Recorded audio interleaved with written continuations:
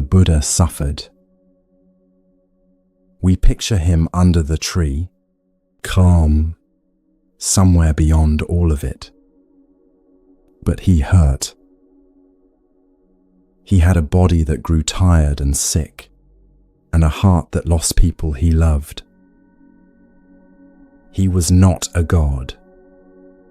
He was a man, the way you are a person sitting somewhere right now, carrying something. So here is a fair question. If he still suffered, what was the point of any of it? Before we go there, breathe out. Let the day slide off your shoulders. Whatever you walked in carrying tonight, you don't have to hold it so tightly while you listen. Here is what he understood. He suffered, yes, but he suffered less because he had learned how. There is a skill to this, and most of us were never taught it. We were taught the opposite. We learned to get away from pain as fast as we could, to cover it over, to stay busy enough that we would never have to feel it. Tonight we do the slower, stranger thing. We turn around and we look at it. You will hear about mud and why a lotus can't grow without it. There is a feeling you have been avoiding for years, and we are going to walk back toward it together. And there is a wave that spends its whole life afraid, until the moment it remembers it was water all along. Get comfortable. Lie down, if that helps. Wherever in the world you happen to be tonight, you are welcome here.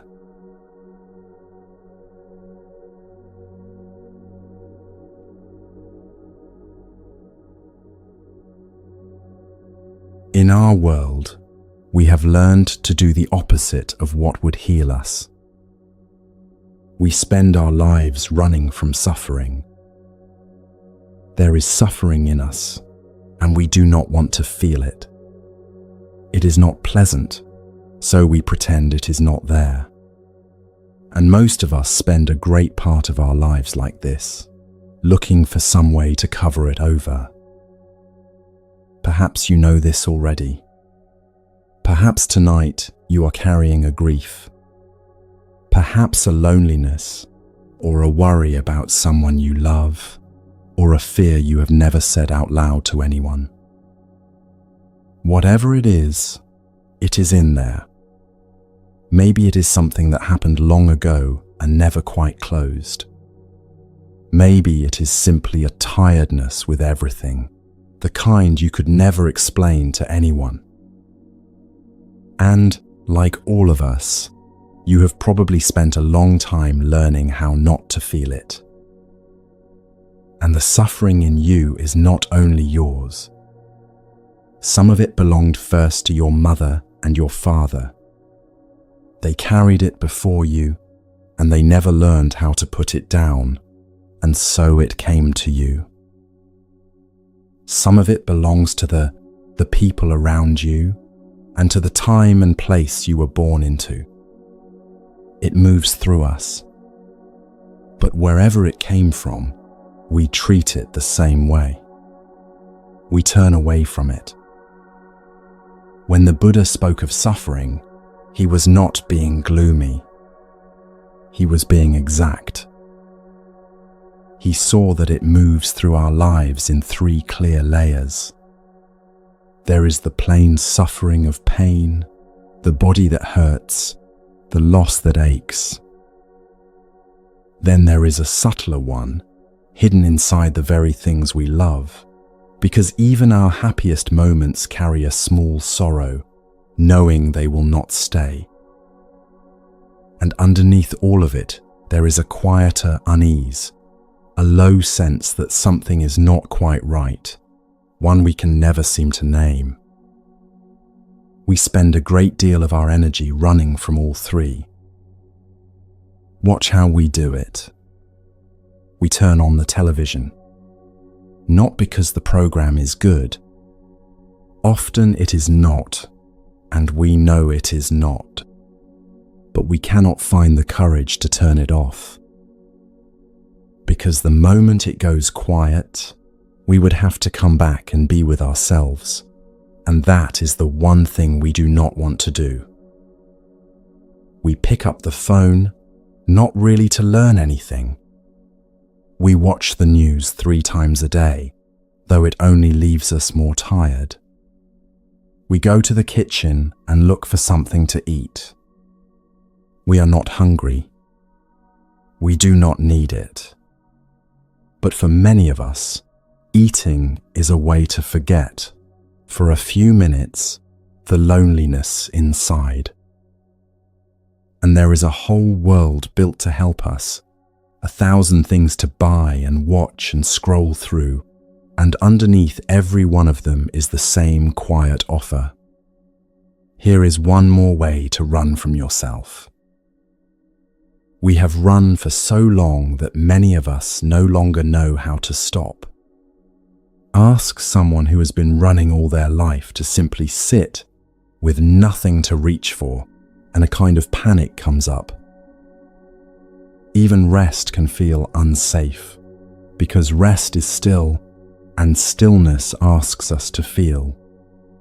So we stay busy, even in the small hours we have to ourselves.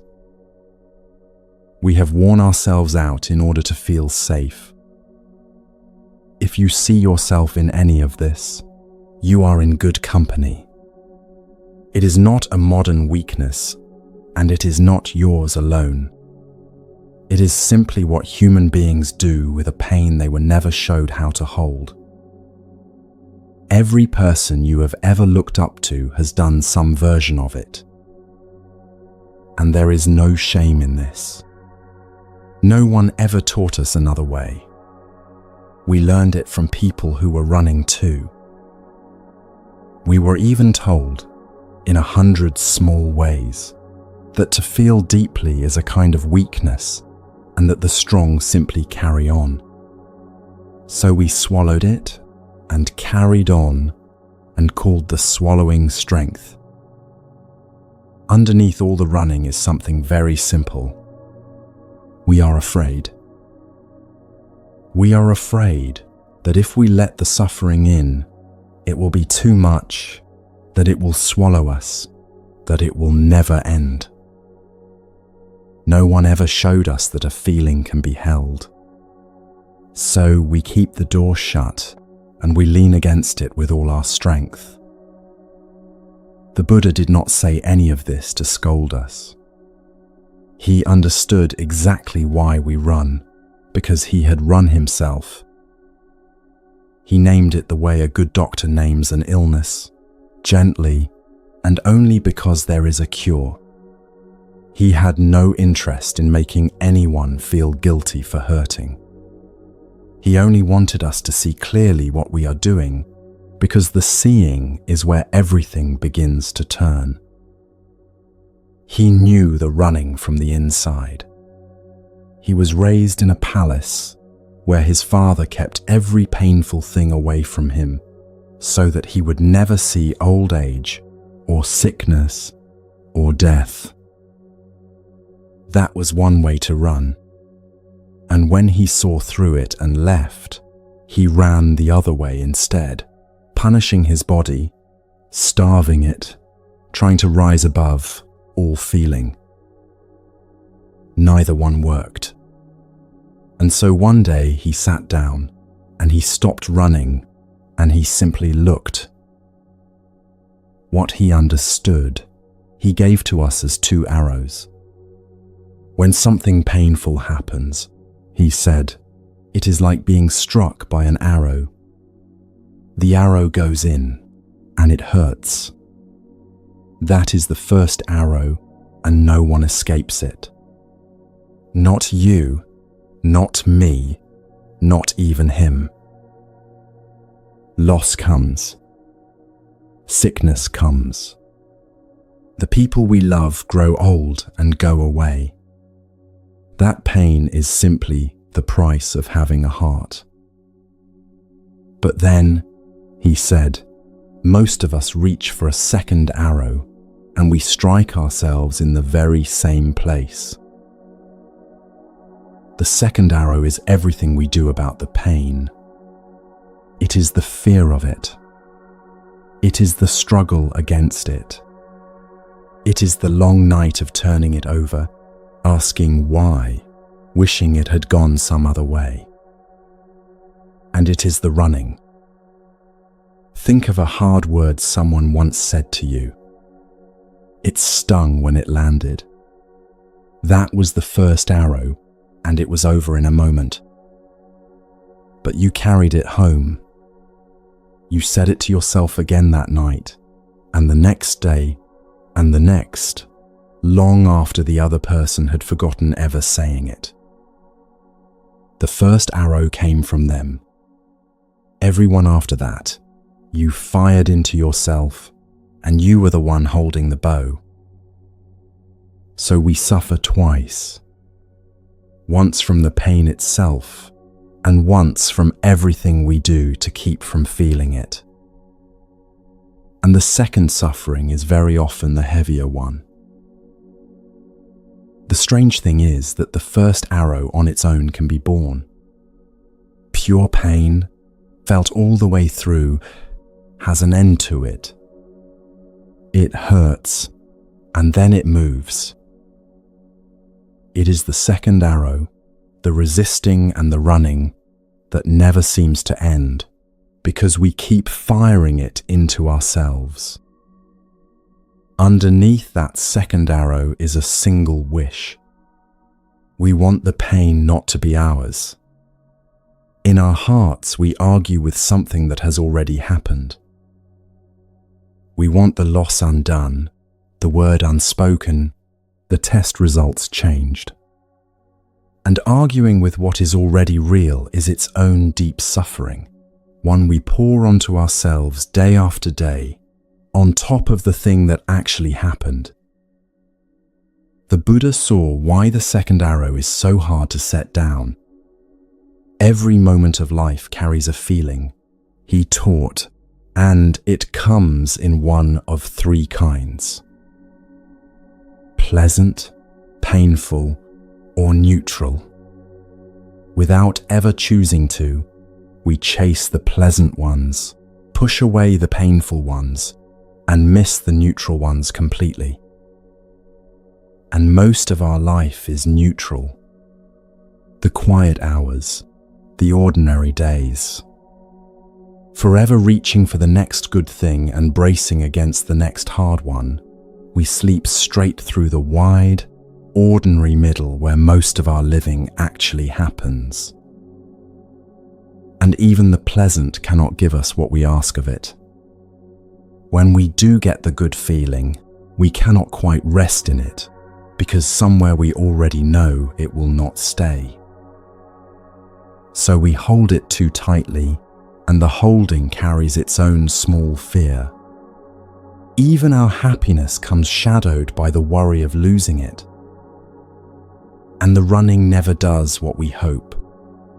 Whatever pleasant thing we reach for ends. The show finishes.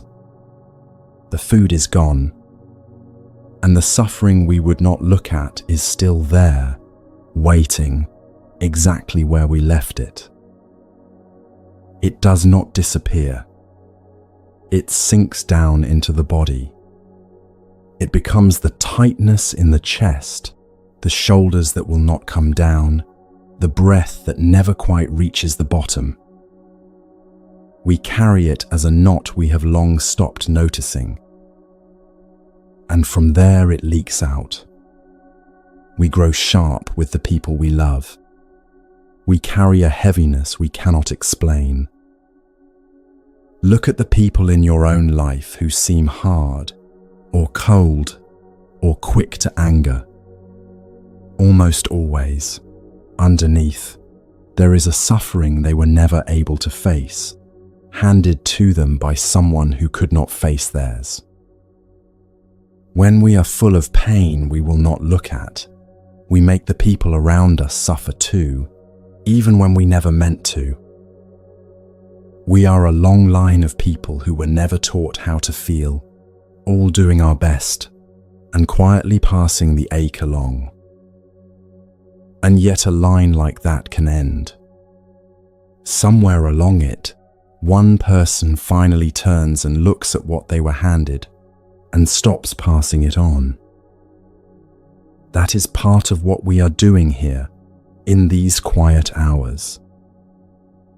And it is tiring, all of it. We wonder why we feel so worn out at the end of a day we mostly sat through. It is because some part of us spent the whole day holding a door shut. Think of what that takes from a life over the years. The evenings that vanish into a screen. The being only ever half here, with one part of us always on guard. A whole life can pass like this, spent managing a pain we were never willing to turn and meet. There is one thing all this running keeps us from ever learning. No feeling is permanent. The suffering we are so afraid of is not a solid, fixed thing.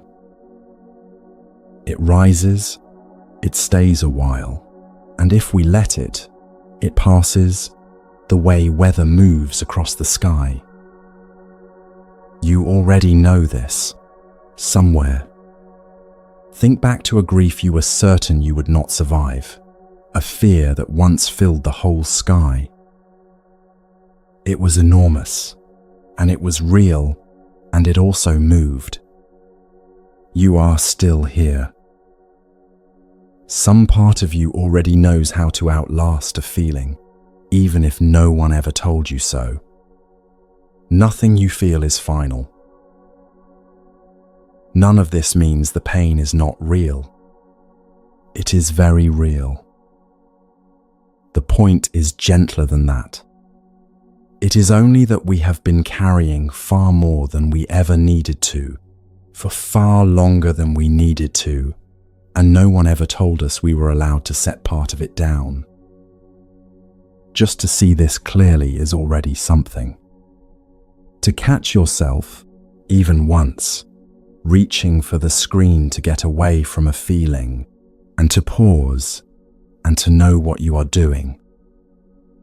That one small moment of seeing is the first crack of light. The Buddha saw all of it, and then he pointed in the opposite direction from the whole world. He said the way through is not to run, but to turn around and come home. That turning is what these quiet hours together are for. We will take it slowly, and we will learn it gently. For tonight, it is enough to see the running clearly and to stop blaming yourself for it. The suffering will wait for you. It always has. And here is the deep truth of this path. What you have been running from all this time may not be your enemy at all. Met with clear awareness, it becomes the very threshold where true peace and freedom are born, waiting this whole time for you to return.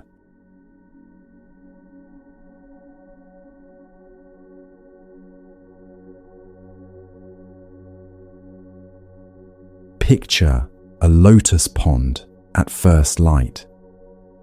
The flowers stand open on the surface, pink and white, perfectly clean, lifted just above the water. People come to see them and call them pure. But look down, beneath the surface, to where each flower begins. Its roots reach down into the mud. Thick, dark, heavy mud at the bottom of the pond. That is the only place a lotus can grow. Not in clean sand. Not in a bowl of pure water. It needs the mud. And the mud is not a problem in the pond.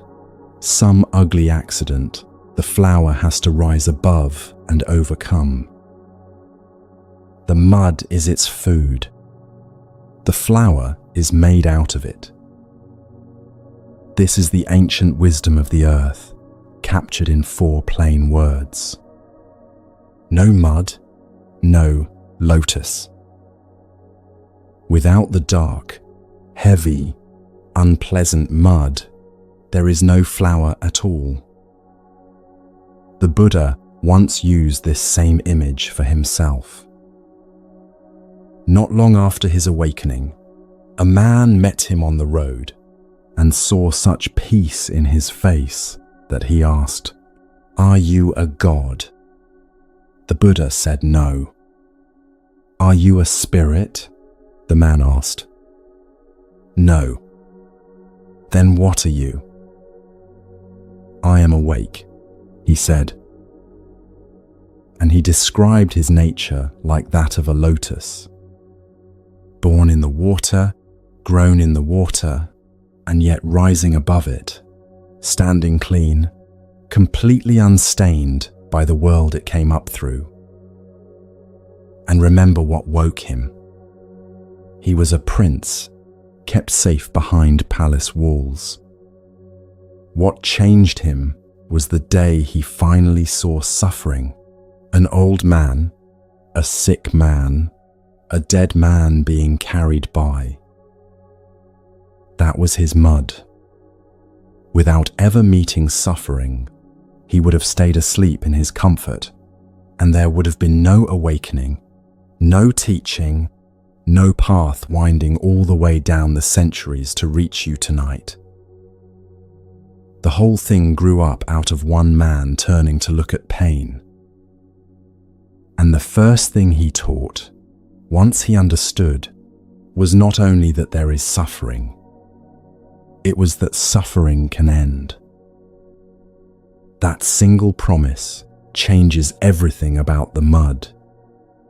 It means the mud is not a sentence you are serving out. It is material you can work with. Now bring the image close. The suffering you are carrying is the mud. It is not a mistake.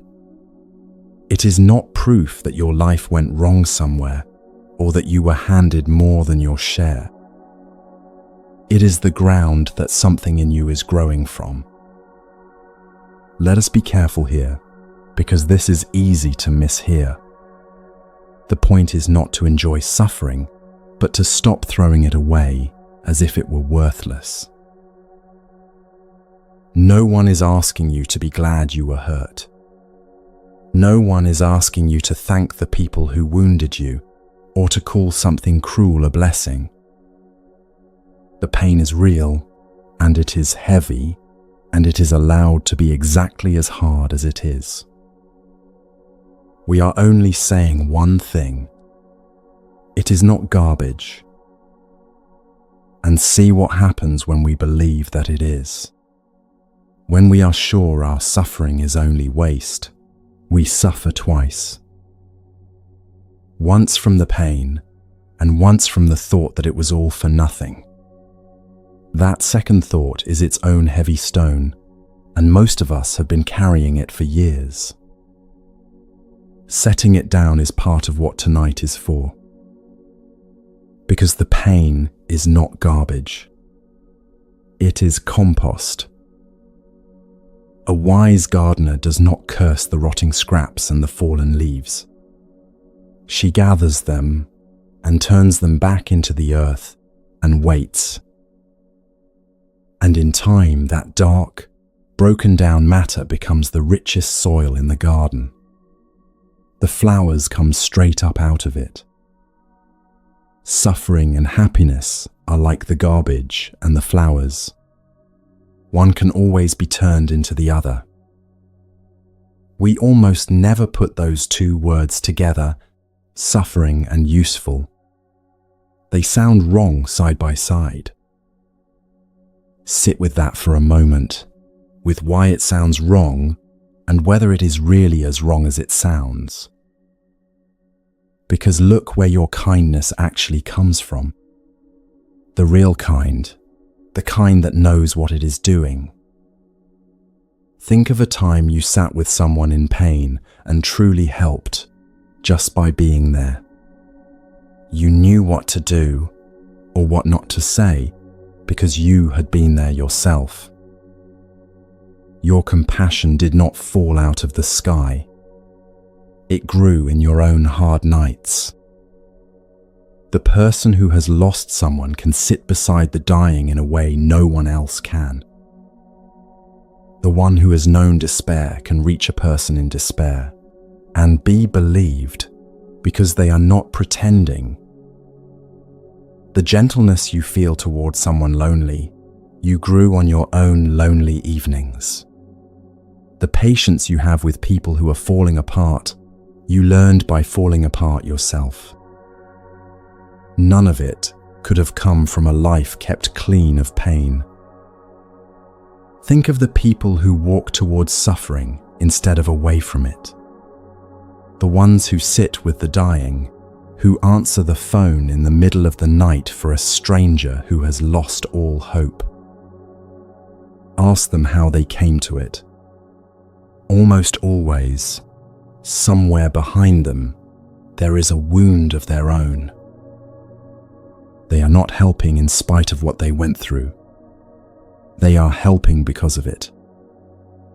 You have seen this with your own eyes. A mother loses a child, and out of that unbearable loss, she starts something that gathers other grieving parents and holds them. A man barely survives the drink that was killing him, and then spends his evenings pulling other people out of the same dark water. Ask them, and they will tell you the worst thing that ever happened to them became the doorway to the most useful thing they have ever done. Maybe the mud in your life is a grief you still carry. Maybe it is years you lost to something that had hold of you. Maybe it is a loneliness that has been with you so long it feels like part of who you are. Whatever your mud is, it has not only been weighing you down, it has also, very quietly, been feeding something. So the very thing you have been most ashamed of may be the exact place your kindness comes from. The wound you have hidden from everyone has been slowly turning you into someone who can understand. The mud has already been becoming the flower all this time, even though no one ever told you that was what was happening. And the first person that flower can shelter is you. All that gentleness you have grown for other people in pain, you are allowed to turn, at last, toward yourself. The same softness, the same patience, the same understanding. You have earned it in the hardest possible way. And here is something worth being honest about. We do not get to choose our mud. It is handed to us, and no one asks our permission first. But we are given a little say in what we grow from it. Two people can be handed the very same wound. One of them slowly closes. The other slowly opens. The mud is given to us. The flower, in some quiet way, is a choice. This is the deep truth of mindfulness, that suffering can be understood. Not because it is pleasant. It is not. But because it is the raw material for transformation. Without looking into suffering, there is no deep understanding. And without understanding, there is no real compassion, only a thin politeness that has never once been tested. The deepest people you have ever known were not the ones who had been spared. They were the ones who had been through it and let it soften them instead of harden them. And a happiness that has never known suffering is a fragile thing. It cracks at the first hard wind because it has never been tested. But a piece that has been all the way down into the mud and come back up is steady. Nothing can take it by surprise. It has already met the worst, and it is still standing. The two cannot really be pulled apart. A person who had never known sorrow could not know joy either, not in any deep way. They would have nothing to weigh it against, nothing to make it precious.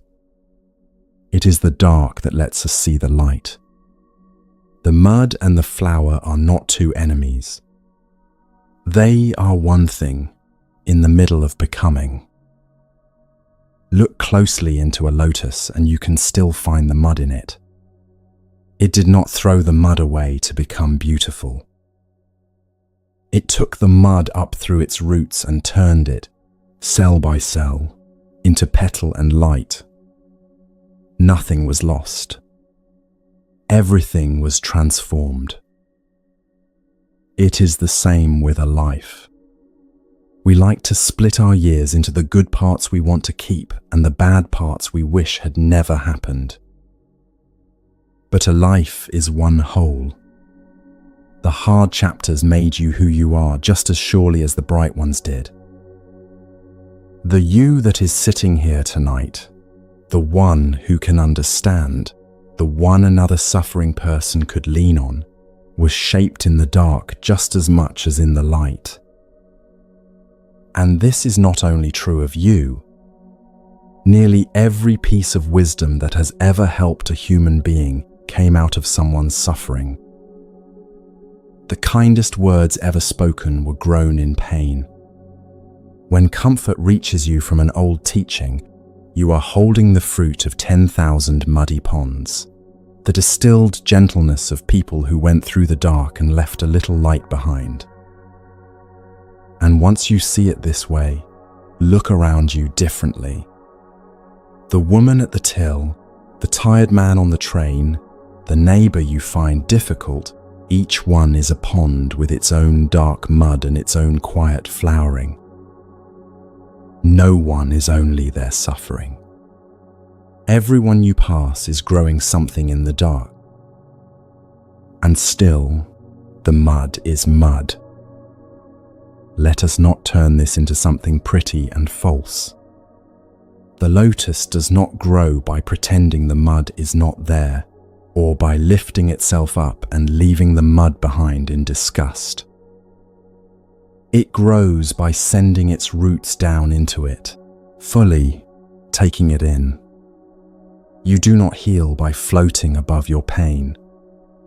You heal by going down into it, the way the root goes down. And notice this. The lotus does not resent the mud. It does not spend its life wishing it had been planted in cleaner water somewhere else. It simply uses what it was given. We can learn that.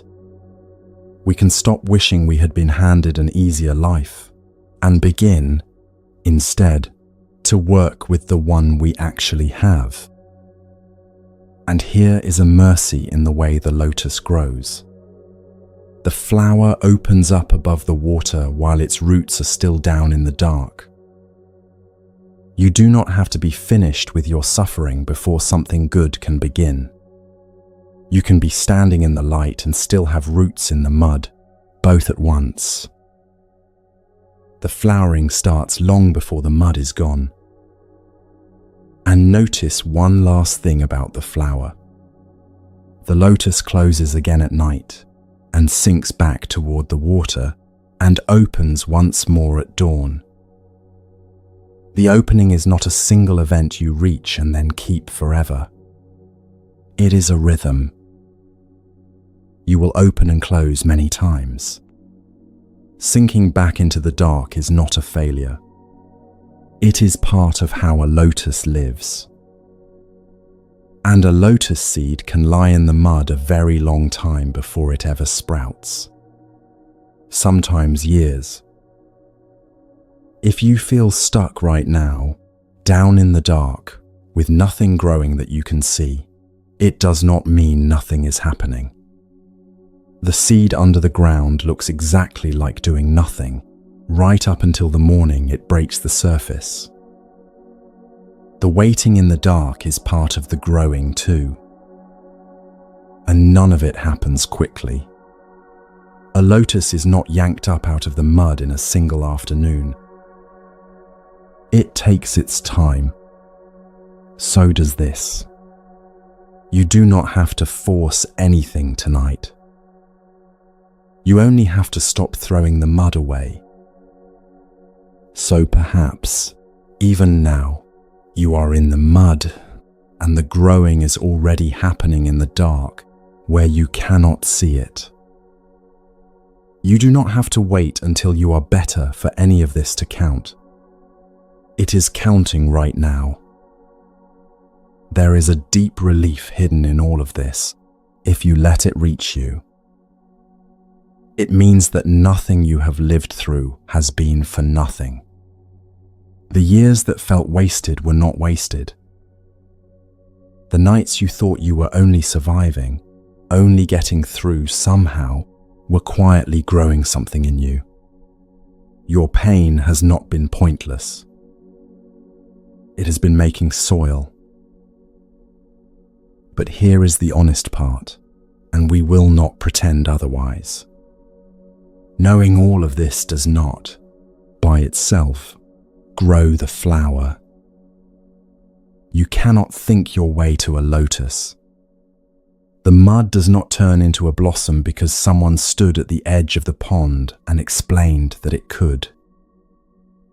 But knowing this does not grow the flower. You cannot think your way to a lotus. Something has to be done with the mud, gently, with your own two hands. How to do that is where we go now.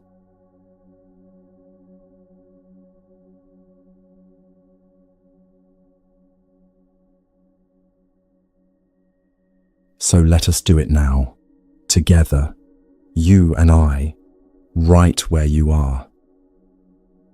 You do not need anything for this. You do not need a cushion, or a quiet room, or years of practice. You only need to be willing to stop running for a few minutes. So first, simply stop. For the length of one breath, stop reaching for anything. Do not turn on a screen. Do not pick anything up. Just be here, in your own body, in this room, with whatever is true right now. And come to your breath. Breathing in, know that you are breathing in. Breathing out, know that you are breathing out. You do not have to make the breath deep, or special, or different in any way. Just follow it, the way you would follow the voice of someone you love speaking softly in the next room. The breath is always here. It is the bridge that carries you out of your thinking and back into your body, back into this moment. Now, very gently, turn toward what you have been avoiding. You do not have to go searching for it. It is already here. It has been here all along, just under the surface, on the other side of the door you have been holding shut. All you have to do is stop looking away from it. There it is. A heaviness, perhaps. A tightness. An ache with no clear name. Whatever it is, the first thing the Buddha asks of us is the simplest thing in the world. Just recognize it. When there is a painful feeling in you, he taught, simply know that there is a painful feeling in you. Nothing more than that, to begin. So name it, quietly to yourself, "This is sadness. This is fear. This is loneliness." It sounds far too simple to matter, and yet something shifts the moment you name it. A feeling with no name fills the whole sky. It becomes everything, and you are lost somewhere inside it. But the moment you say, "This is sadness," you have stepped back half a step. Now there is the sadness, and there is you, looking at it. You are no longer only the feeling. You are the one holding it. And you do not have to meet everything at once. If many feelings are here tonight, do not try to hold them all.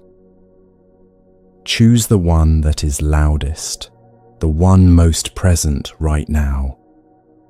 Be with that one. The others can wait their turn. And do not rush to fix it. Do not ask, yet, why it is here or what you ought to do about it. Do not argue with it or try to talk yourself out of it. Just let it be there and let it know that you know. Say to it, silently, "I know you are there and I am here with you." Now here is the heart of the whole thing. A painful feeling is like a small child crying.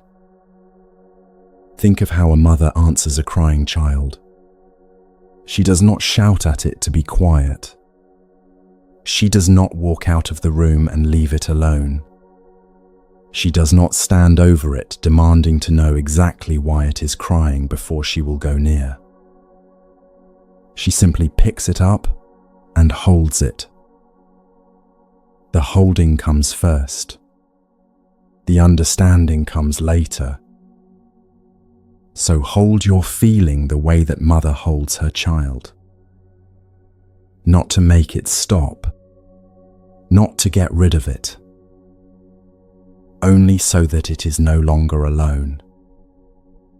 Because that feeling has been alone for a very long time.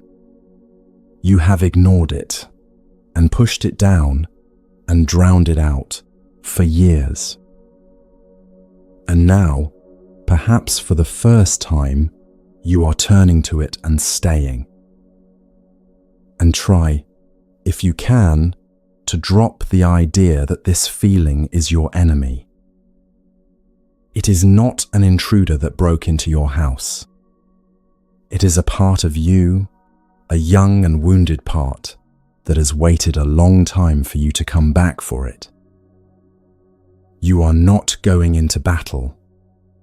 You are going to collect something of your own that was left behind in the dark. And here is something subtle that matters more than almost anything else. You are not turning toward the feeling as a clever new way to make it leave. That would still be running, only with a kinder face. You turn toward it with no plan at all, simply to be with it, the way you would sit beside a friend who is suffering and not try to fix them. And here is the strange part. It is only when you stop trying to make the feeling go that it quietly begins to ease. This holding is a narrow path between two things you already know how to do. One is to push the feeling down and away. The other is to fall headlong into it and be swept off your feet. Holding is neither. You stay close enough to truly feel it and steady enough that it does not carry you away. Right there, in the middle, is where the healing happens.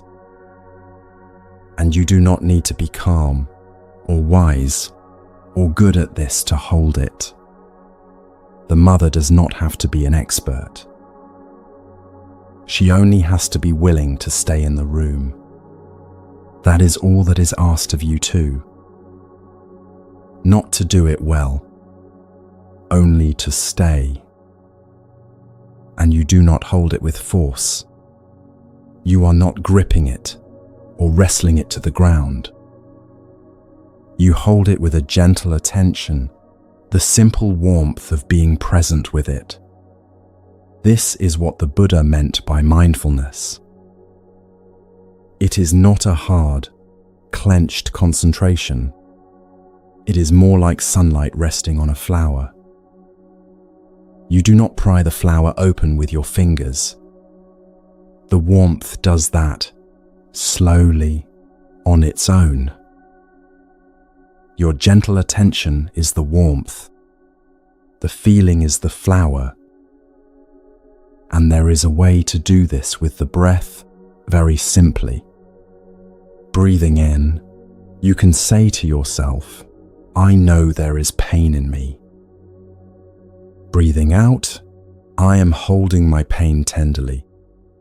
Breathing in, hello, my old friend. Breathing out, I am here for you now. Let the breath do the holding, in and out, while you simply stay. And let your attention go to where the feeling actually lives in the body. Feelings do not stay only in the head. Sadness often sits in the chest or the throat. Fear gathers low in the belly. A restless worry hums along the surface of the skin. Find where it is in you right now and bring your breath there, as though you could breathe straight into that exact place. Meet it in the body, where it truly lives, and not only as a thought about it. And now stay with the body, because this is where you will feel it begin to change. As you hold the feeling instead of fighting it, something quietly loosens. The shoulders, which have been up around your ears, come down a little.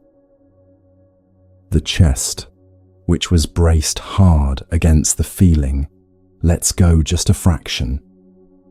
And the breath, which was shallow and high and quick, begins to drop lower into the belly and slow. You did not force any of that. It happened on its own the moment you stopped fighting. That is your own body telling you it is finally safe to feel.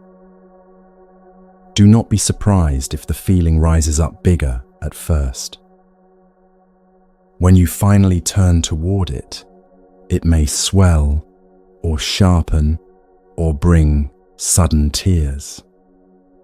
This is not a sign that something has gone wrong. It is the child crying harder because at last someone is listening. Stay with it. A feeling that is truly met always crests, like a wave, and then begins to come down. It cannot hold its peak forever. Nothing can. And if tears come, let them come. Tears are not you breaking down. They are the body letting go, at last, of something it has held for a very long time. You do not have to be quiet, or strong, or composed about it. You can let yourself cry, and keep breathing, and keep holding. The crying is part of the healing, not a failure of it. And if at any moment it becomes too much, you always have the breath to come back to. You can step back from the feeling and simply rest in breathing in and breathing out until you are steady again. You are never trapped inside it. You can come close and step back and come close again as gently and as slowly as you need. You are the one who sets the pace. And notice something as you hold it. There is the feeling and there is the one who is aware of the feeling. The sadness is sad, but the awareness that holds the sadness is not itself sad. It is calm and steady and wide. As long as you can hold the feeling inside that awareness, it can never drown you, because the part of you that is holding it is bigger than the feeling. You are the sky. The feeling is the weather. The weather can be terrible, and the sky is never once harmed by it. Now, only after the feeling has been held for a while and has begun to settle, you can start to look. Not to interrogate it, only to see. Where does it live in the body? What is underneath it? Very often, if you look gently, you find that it has layers. Under the anger, there is hurt. Under the hurt, there is fear. And under the fear, almost always, there is something very young and very tender, a simple need to be safe, to be loved, to not be left alone. A feeling is a kind of messenger. It has been knocking at your door for years, and every time you looked away and pretended not to hear. So it keeps knocking. That is all an unfelt feeling knows how to do. Knock and knock and knock. But when you finally open the door and let it in and listen to what it came to say, it can give you its message at last. And a feeling that has truly been heard can finally rest. It no longer has to keep knocking. You do not have to dig for this or solve it like a puzzle.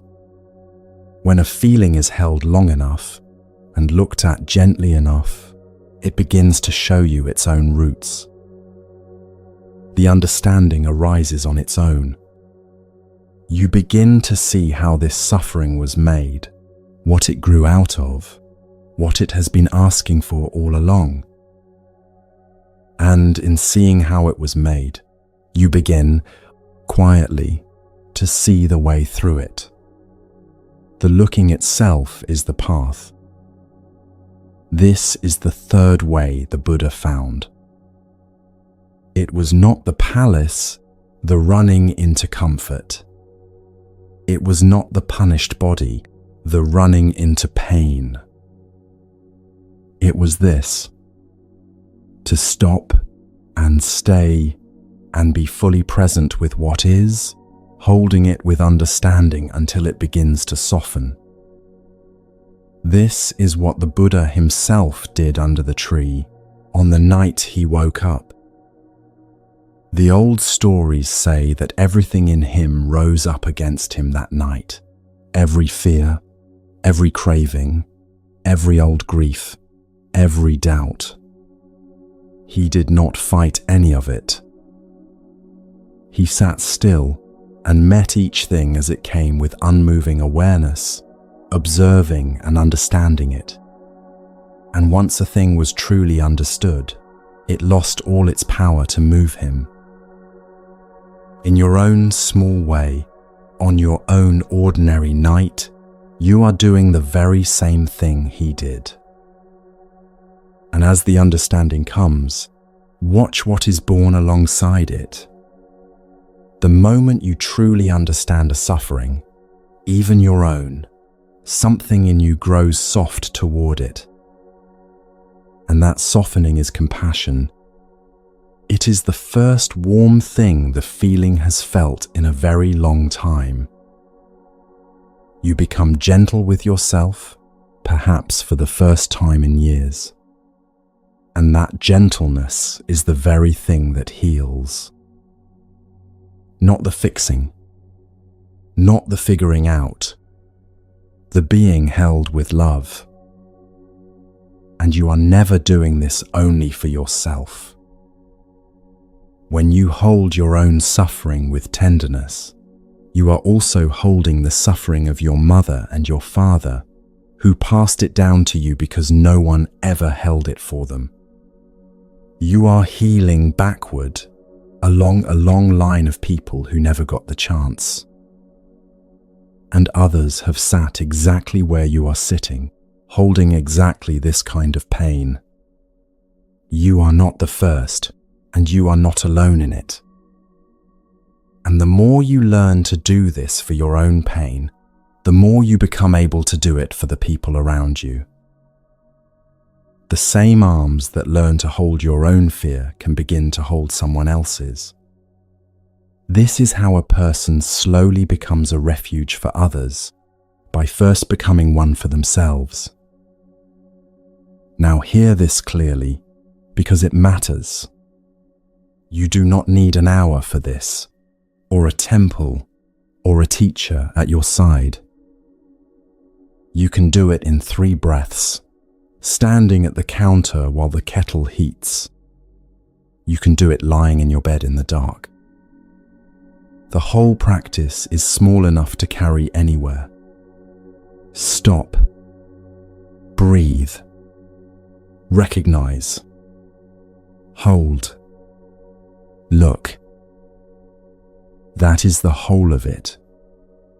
And you do it again and again, gently, each time you remember. This, more than anything else we say tonight, is the practice. Everything else rests on this one small and brave act of turning toward your own pain and staying with it. If you remember nothing else, remember this. And slowly, this begins to change your ordinary days. The next time pain arrives, there is now a small gap, a half second that was not there before. In that gap, you can feel the old urge to react, almost welcoming the second arrow of suffering.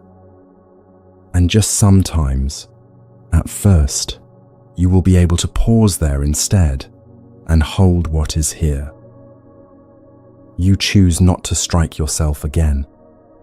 The first pain comes and is felt and is allowed to pass, and that is all. And you will not do it perfectly, and that is completely all right. Your mind will wander off. You will forget for whole days and run again out of an old, deep habit. Then one evening you will remember, and you will stop, and you will turn back toward what is there. That turning back, every single time, is the practice. You are not failing at it. You are learning, slowly, something no one ever taught you how to do. And it does grow easier. The first few times you turn toward a feeling are the hardest, because every part of you still expects to be overwhelmed. But each time you stay and live through it and feel it pass, the next time is a little less frightening. You are wearing a path through the woods by walking it. The first time there is no path at all.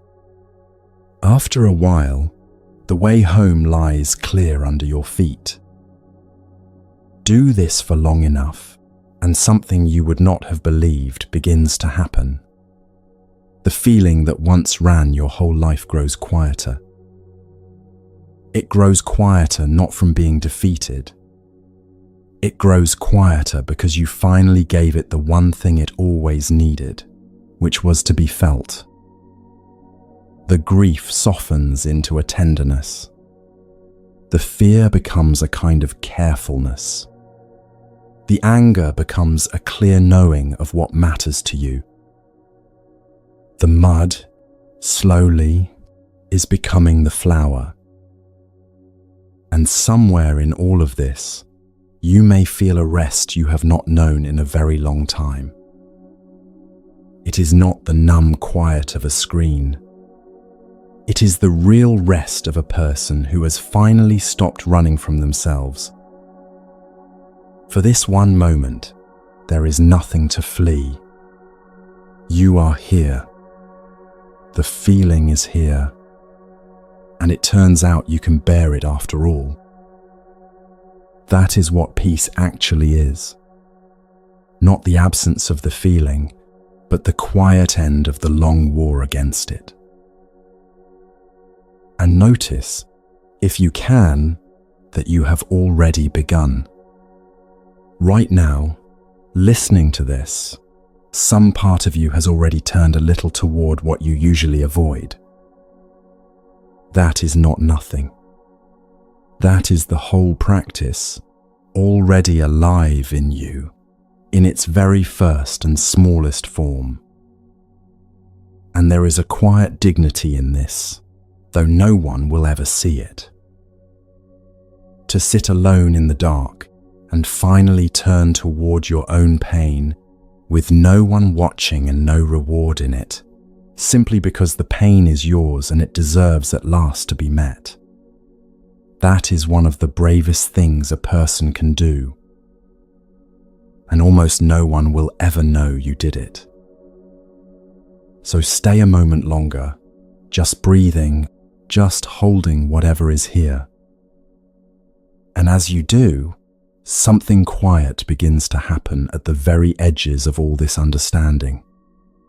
It does not stay still inside you. It begins to reach.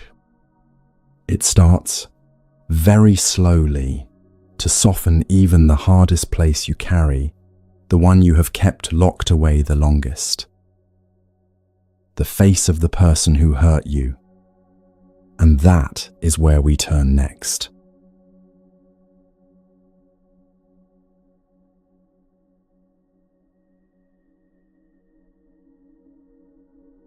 Notice the face that rose up just now, before you even chose it.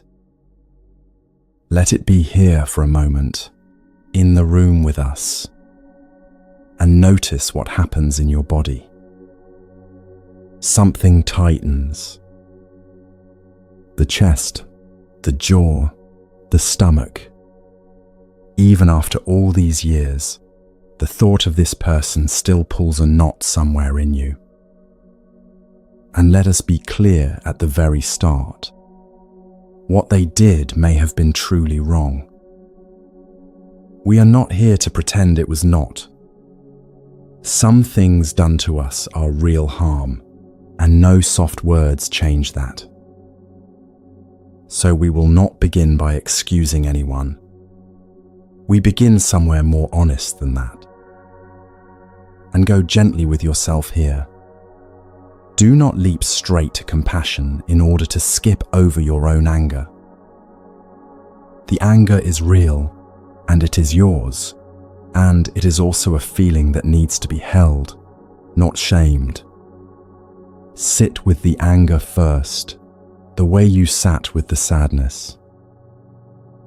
Let it be heard too. A compassion that has not passed honestly through your own anger is usually just pretending.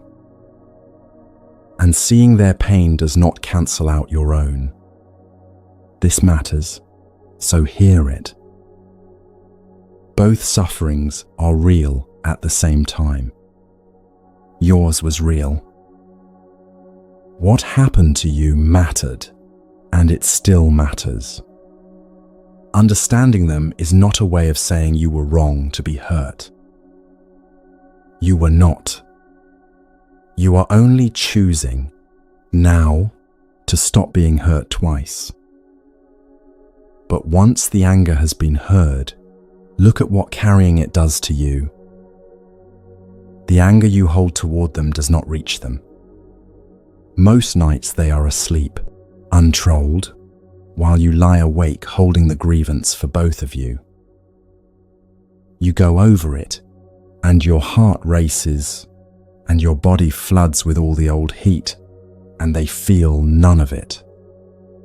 It is an old and sharp truth. Holding on to anger is like drinking poison and waiting for the other person to suffer. The one being slowly hurt by your anger is you. And the carrying has a real cost, one you can feel in your own body. Resentment held for years lives in the shoulders, in the gut, in the shallow sleep, in the jaw clenched all through the night. The person who wronged you may be long gone, and still your body braces against them every day, as if the harm were happening right now. Some of the tiredness you carry is not really your life. It is the weight of an old anger you were never allowed to put down. The Buddha put this into words 2,500 years ago, and they have never stopped being true. Hatred, he said, is never ended by hatred. By non-hatred alone is it ended. It is an ancient and unchanging law. You cannot put out a fire by pouring more fire onto it. And you cannot heal a heart full of anger by feeding it more anger night after night. So here is where something can begin to loosen. The person who hurt you was, themselves, hurting. No one who is at peace inside goes around wounding the people near them. Cruelty does not come from a happy heart. It comes from a heart in pain that no one ever tended. The sharpness that landed on you came from a sharpness already living inside them, one that no one ever helped them set down. Look a little further back, if you can. The parent who was cold to you was very likely raised by someone colder.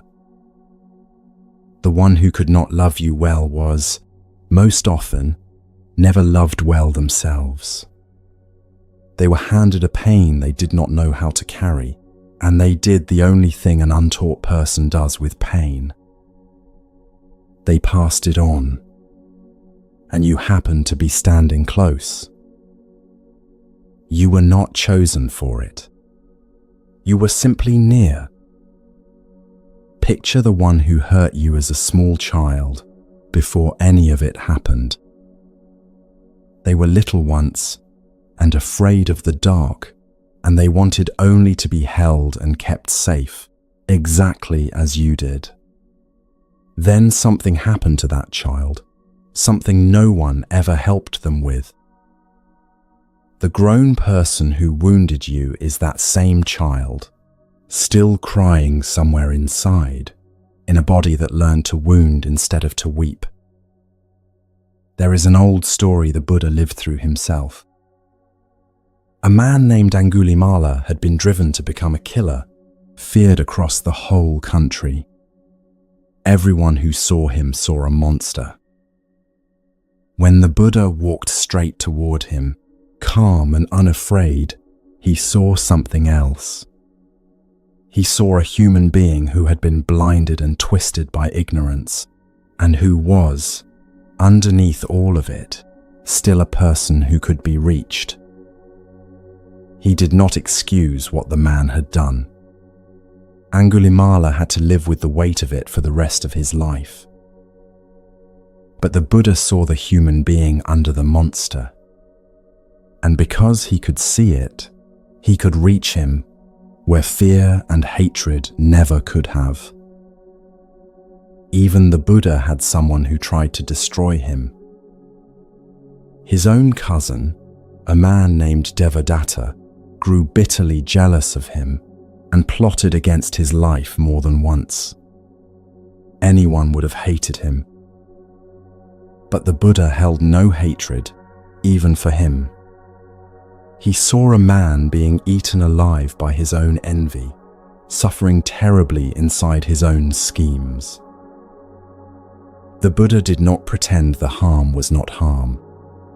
He simply would not add his own hatred on top of it. He would not let himself be struck by a second arrow, not even for the one who hated him most. Now Now hear this very clearly, because it is easy to twist. To understand where someone's cruelty came from is not to say it was acceptable. It does not make the wound any smaller.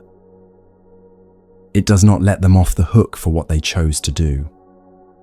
And it does not mean you have to call them, or see them, or ever let them near you again. You can understand a person completely and still keep a locked door between you and them for the rest of your life.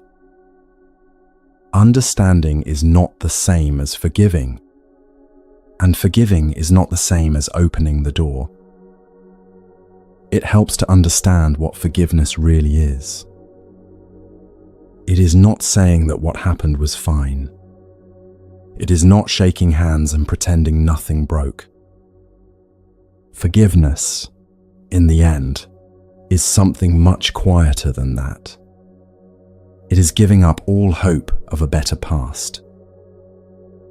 It is finally stopping the fight with something that has already happened and can never be changed.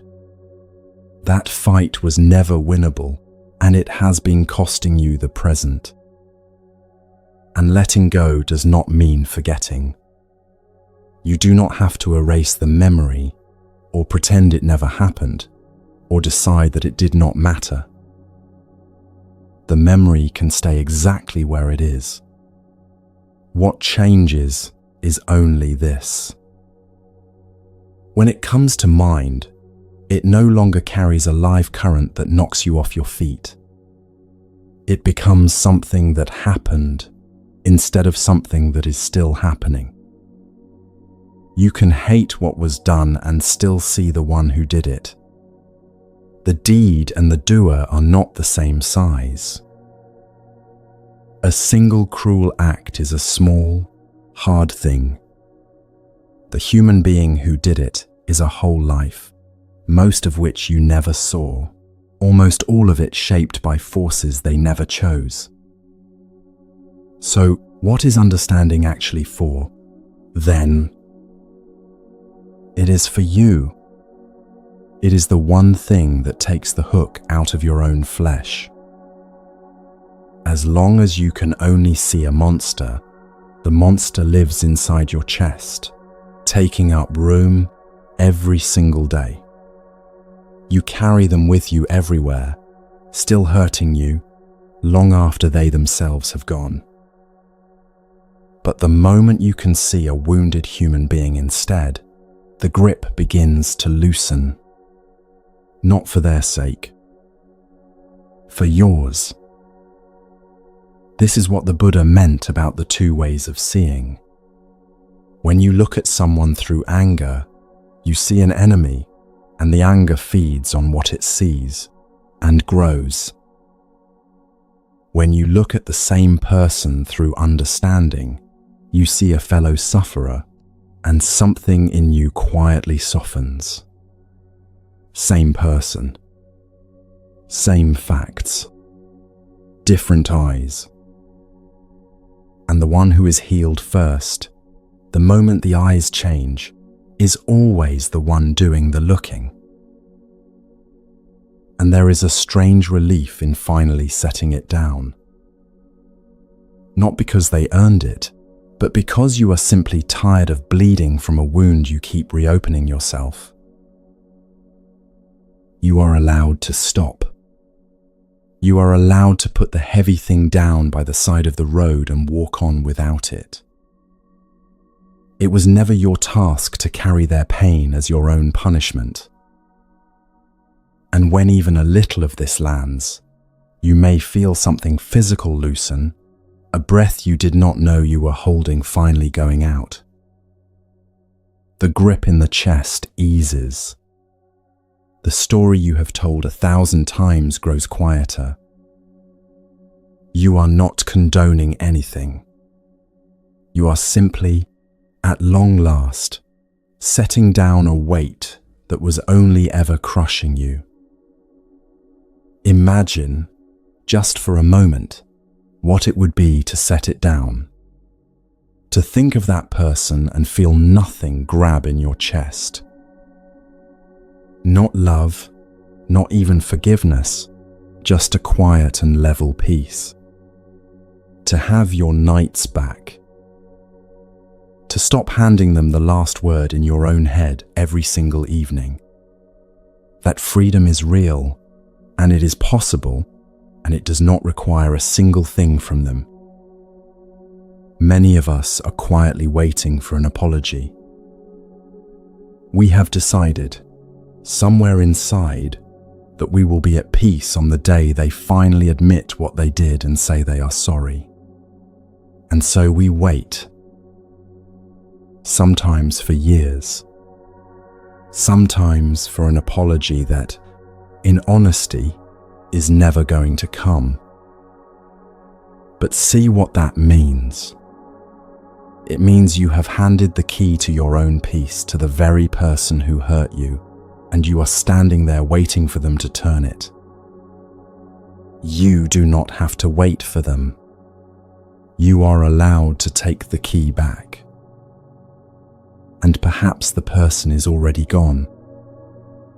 Perhaps they died before anything was ever made right between you, and you have carried it ever since, with no one left to say it to. Even then, this is still possible. The work was never really out there, with them.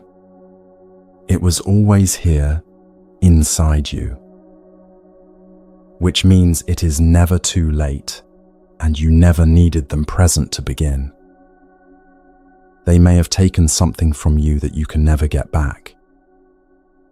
Time, trust, a part of your childhood, whole years of your life. That is a real loss, and it is allowed to be grieved. But you do not have to hand them your present too, and your tomorrow, and every evening still to come. They took what they took. Do not give them the rest of your life as well, one resentful night at a time. And see, too, that the person who hurt you is not free. They are a prisoner of the very pain they handed you.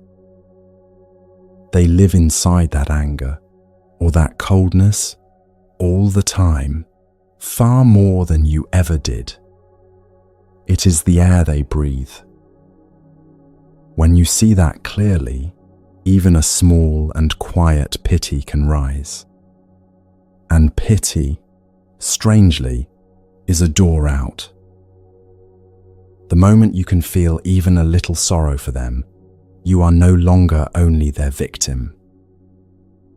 And notice the strangest thing of all. As long as you hate someone, you are tied to them. The hatred is a rope, and you are gripping one end of it, and they are at the other, and it pulls on you every single day. You believe you are pushing them away, and all the while you are holding the rope with all your strength. To let the anger go is simply to drop the rope. And only then, at last, are you truly free of them.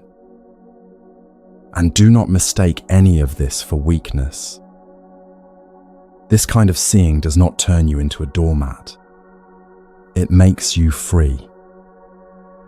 You can hold compassion for someone in your heart and still keep them at arm's length with your life. You can wish a person well, sincerely, and still never let them harm you again. That, in truth, is the strongest love there is. Clear-eyed, with a firm boundary and no hatred left in it. And this reaches further than you alone. The anger we do not heal, we pass on in exactly the way it was passed to us. The ones who come after us, our children, the people we love, inherit whatever we refuse to set down. So when you finally lay an old resentment to rest, you are not only freeing yourself, you are stopping it from traveling one more generation. you become the place where a long chain of pain finally comes to an end. And sometimes the face that came up was your own. For many of us, the person we can least forgive is the one in the mirror. We carry a judge in our own head harder than anyone outside us ever was. If that is you, then turn this same understanding inward. You, too, were doing your best with a pain no one ever taught you how to hold. You, too, deserve the eyes of compassion and not only the endless eyes of blame. The Buddha gave us 2 timeless verses for exactly this. He insulted me, he struck me, he took what was mine. In those who hold tight to thoughts like these, he said, the anger never dies. In those who let such thoughts go, it comes to rest. The holding is the second arrow. The letting go is the medicine. There is a story of a man who came to the Buddha and abused him to his face, pouring out insult after insult. The Buddha listened, calm, and then asked him a single question. If you offer someone a gift, he said, and they do not accept it, to whom does the gift belong? To me, the man answered, of course. It is the same with your anger, the Buddha told him. If I do not accept it, it stays with you. The insults, unaccepted, simply returned to the one who had thrown them. You, too, can decline to accept what someone hands you in anger. You can let it stay with them and quietly walk on. And you do not have to leap all the way to warmth. That would not be honest, and honesty matters more than speed here. You can begin far smaller than that. You can begin by simply wishing them peace. Not for their comfort, but because a person who is at peace stops handing their pain to everyone around them. May you find peace so that you stop spreading your suffering. Even that much, said quietly and meant only a little, begins to loosen the rope. And if you are not ready for any of this tonight, that is all right too. You cannot force a heart open before its time. It is enough, for now, simply to see that another door exists and that you will not have to carry this forever. And none of this happens by simply deciding it. You cannot command yourself to feel compassion for someone who wounded you, and you should never fake it. A forced forgiveness is only the anger pushed underground, where it quietly festers. It comes the slow way, the same way we learned a little while ago. First, you hold your own pain, the pain they caused, until you are steady enough to stand on your own feet again. Only then, from that steadiness, can you begin to look at theirs. The order matters. Your own heart first. Always your own heart first. And when you are finally ready to look at another's suffering, there is only one thing it asks of you. You have to listen to it. Really listen. Because that kind of quiet listening changes both the one who is heard and the one who listens.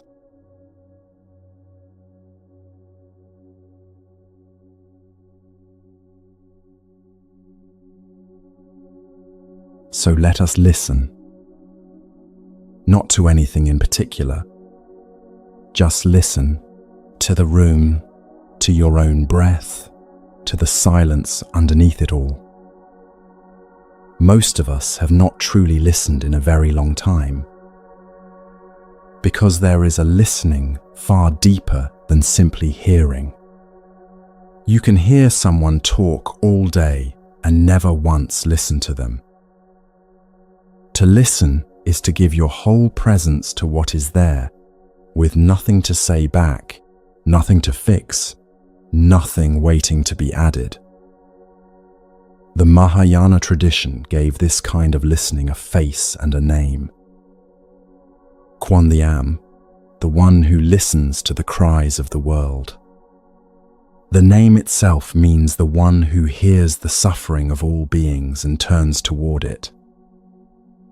This is not a god somewhere far off to pray to. It is a quality you can grow inside your own heart. The capacity to listen so deeply that the listening itself becomes a kind of medicine. The word at the heart of this practice is simply to turn toward. Quan does not flee the cries of the world the way we flee our own. The Bodhisattva turns toward them, every one, without looking away. That turning toward, instead of away, is the very path we have walked all night, now pointed at the suffering of others as much as our own. And the first one to listen to is yourself. You have learned, these last little while, to hold your own pain. Now go one step further and listen to it. A feeling that is truly listened to begins, slowly, to speak. It tells you what it is. It tells you where it came from. It tells you what it has needed all along and never received. The feeling was never only noise. It was a voice trying for years to be heard. And listening is not the same as analyzing. You are not interrogating the feeling, or diagnosing it, or working out a clever explanation for it.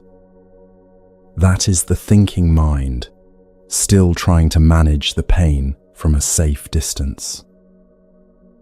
Deep listening is closer than that, and gentler. You simply stay present with the feeling, the way you would stay with someone you love who is grieving until it has said all it came to say. And understanding is not something you do. It is something that arrives, on its own, once you have listened long enough. And listen, too, to the parts of yourself you have exiled. There are feelings in you that you have judged and locked away, the jealousy, the neediness, the rage you are ashamed of.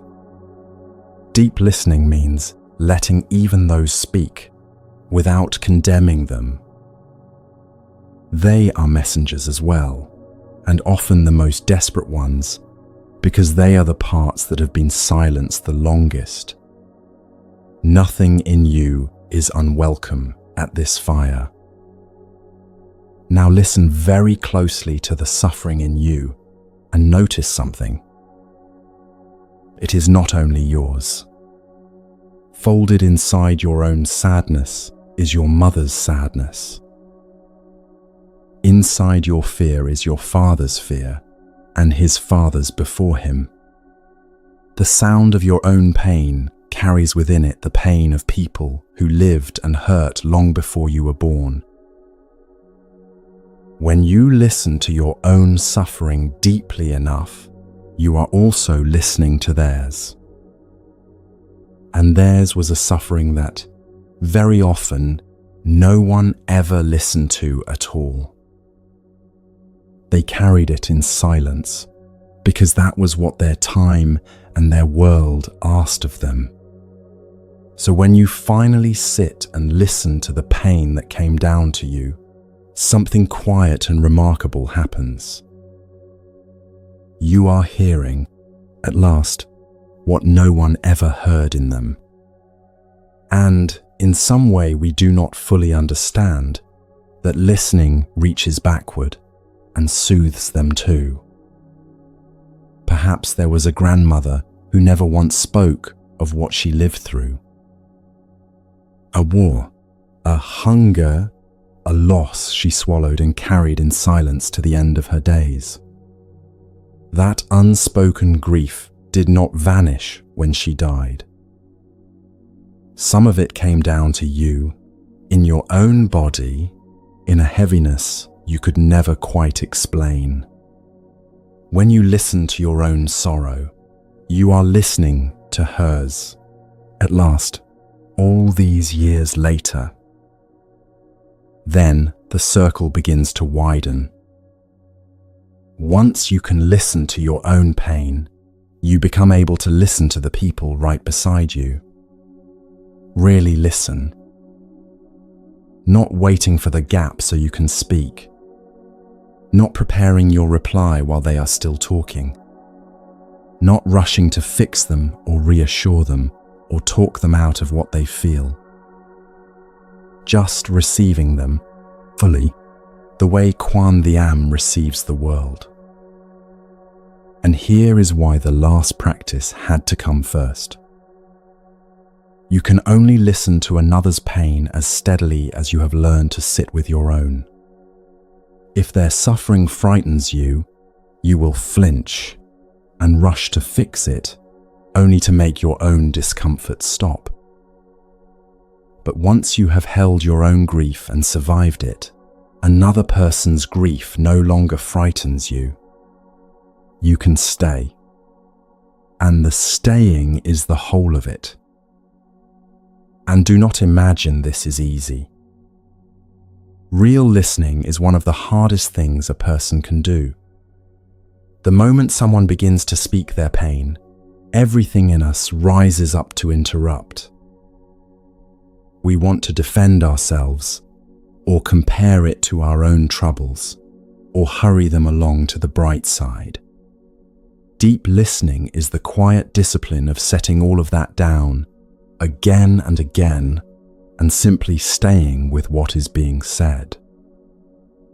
And think how rare that is. Think how seldom any of us is truly listened to. Most of what passes for listening is only people waiting their turn to talk.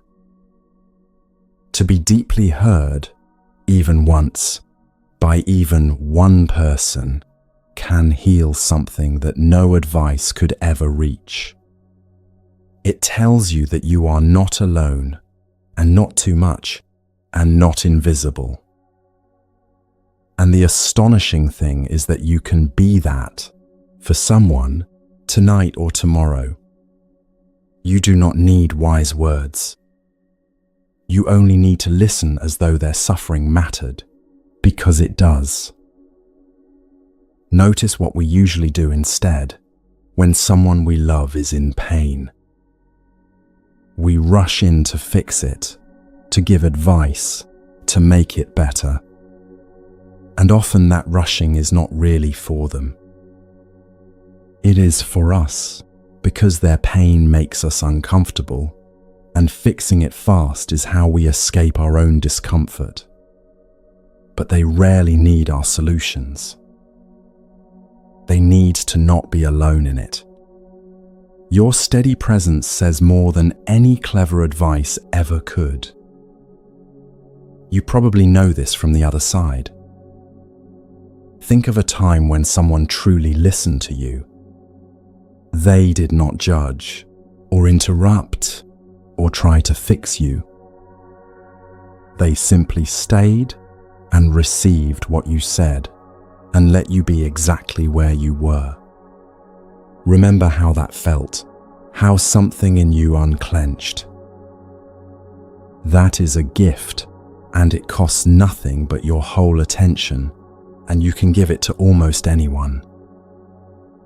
This is also how you meet the difficult ones, the angry and the cold. Underneath their sharp words there is always a cry. If you can listen past the words, down to the cry underneath, the whole thing changes. You stop hearing an attack and start hearing a wound trying to speak in the only language it was ever taught. So much of what breaks between people could have been mended by this alone. Most broken things did not break because of the wrong words. They broke because no one was truly listening. And almost every relationship that heals at the moment one person finally stops defending themselves and begins to hear. Listening is the quiet root of nearly every repair. And there is something contemplative wisdom always pairs with deep listening. Loving speech. When you have truly listened, your own words, when they finally come, are different. They no longer fly out of reaction or defense or the need to win. They come from understanding. A person who has listened deeply speaks fewer words, and the words they speak land softly and heal, and still the circle widens. Past yourself, past the people near you, there is the suffering of the whole world. In every country, in numberless people you will never meet, the same griefs, the same fears, the same loneliness, sounding out in the dark right now as you listen. Quan listens to all of it at once. And you can turn your own listening outward, even for a moment, toward the pain of strangers on the other side of the earth. And when you do, something surprising happens to your own private sorrow. It does not grow heavier. It grows lighter. Because you suddenly understand that you were never carrying it alone. You are one of countless people across all of time who have hurt in exactly the way you are hurting. Your pain is not a strange defect that singled you out. It is part of the great, shared ache of being alive at all. And when your small private sorrow joins that vast river of sorrow, something in the joining makes it bearable. It stops being only yours to hold. And you do not have to fix the suffering of the world in order to listen to it. That is a relief, because you cannot. No one can. But you can refuse to look away. You can let the pain of others be real to you, instead of something you scroll quickly past. Even that much, even only letting it be real and not turning from it, is a quiet form of love. This, in the end, is what compassion actually is. Not pity handed down from someone safe and above, but the simple act of listening so completely to another's suffering that, for a moment, it becomes your own, and they are no longer alone inside it. Compassion is not a feeling you manufacture. It is what is left in the heart after you have truly listened.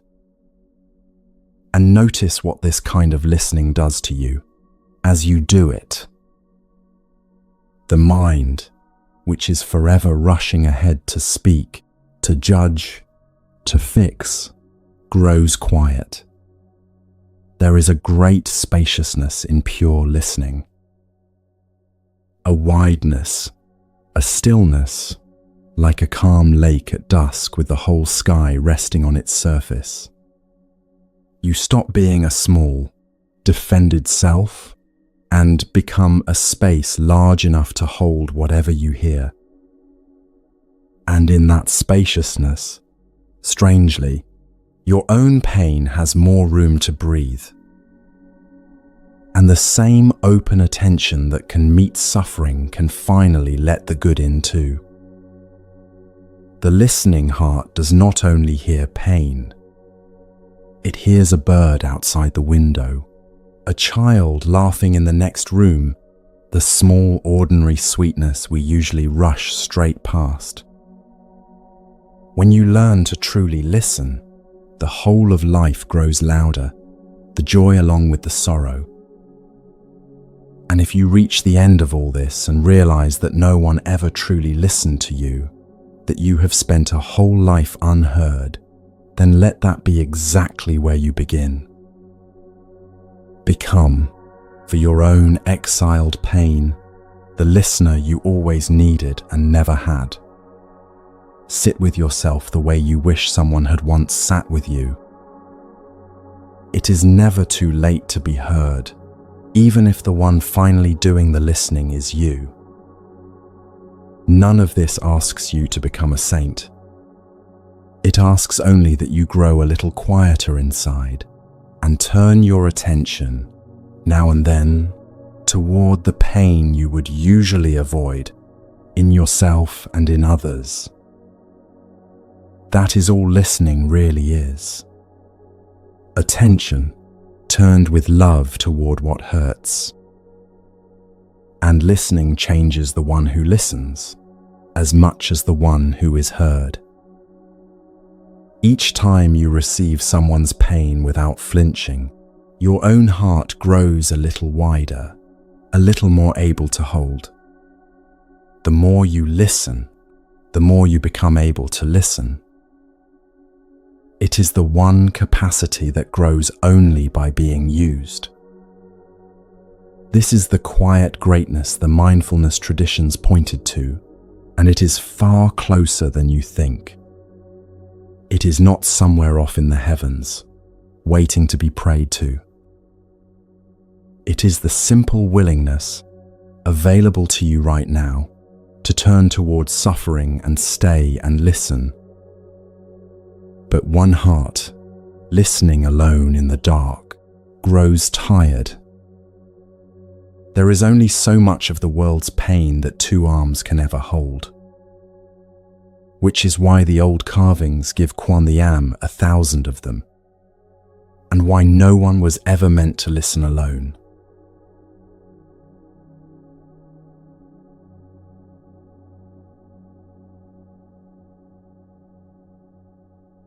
The world has gone to sleep, and you are still awake with what you carry. And underneath the tiredness is a quiet, terrible thought. That you are alone in this. That no one is coming. That whatever you are holding, you have to hold all of it by yourself. That loneliness is real. It is one of the heaviest things a person can feel. And yet, right now, in this very moment, it is not telling you the truth. Because you are not as alone as the feeling insists. It helps to see how new this kind of aloneness is. We are the most connected people who have ever lived, and somehow the most alone. We suffer in private now, behind our own front doors, behind our screens, certain that everyone else is fine. For most of human history, no one fell apart by themselves. People were held inside villages, inside shared work and shared grief and shared ritual. We traded all of that for privacy and called it freedom, and did not notice what we had lost until the quiet got this loud. And there is a difference worth naming between being alone and being isolated. Solitude, chosen, can be rich and full. Isolation is something else. It is the felt sense of being cut off, unseen, that no one knows you are in here. The cure for it was never constant company. It is the simple knowledge that you are held, even when no one is in the room. We are sold a particular lie from very early on. Stand on your own. Need no one. Carry your own weight. It sounds like strength, and it is closer to a sentence of solitary confinement. Nothing in all of nature stands alone. The tree leans on the soil, and the rain, and the light. Only a human being, taught wrongly, tries to become a world unto itself. And the truth is that you are already made of others. The food that built your body came from countless hands you will never meet. The very words you think in were handed to you. The love that shaped you came from people who were shaped by others before them. You were never a separate, self-made thing. So to let yourself be held is not a fall from independence. It is a return to the truth of what you have always been. Because we were never built to carry it all by ourselves. A single heart, holding everything alone, wears thin. Human beings are not solitary animals, and we never were. We are wounded among others, and we heal among others. The Buddha said something about this that surprised even his closest student. Ananda came to him one day and said, "I think good friendship is half of the spiritual life." And the Buddha answered him, "No, Ananda. Good friendship is not half of the holy life. It is the whole of it. The path is not something you walk alone, sealed in your own room. It is something we hold each other up enough to walk at all." And the Buddha did not only teach this, he lived it. He did not wander off to be awake by himself. He gathered thousands of people around him and built a community to hold the practice together. Even the one who had woken all the way up chose to live his life surrounded, supported, among others. You already know the thing he was pointing at, even if you have never named it. Walk into a room where people are sitting in silence together or grieving together, and you can feel it. The air itself is different. Something gathers when people are still together, a calm larger than any one of them carried in. It settles over the whole room. And this is not mysterious. We already know that fear spreads through a crowd, that panic jumps from person to person without a word. Calm moves the same way. Steadiness is just as contagious as fear, and a community of practice is simply a group of people deliberately tending the calm instead of the panic. Sit inside that, and it begins to move into you too. Your body already knows how to do this. Sit near someone genuinely calm, someone safe, and your own breathing slows to meet theirs, without a single word passing between you. We are built to settle one another. A nervous system that is frightened and alone stays on guard. The same nervous system, beside a steady one, finally lets down its watch. This is older than any teaching. It is simply how we are made. On your own, the steadiness you can manage is a single candle. One hard gust, and it goes out. But set that candle in a room full of others, all of them lit, and even when yours flickers, you are still standing in warmth and light.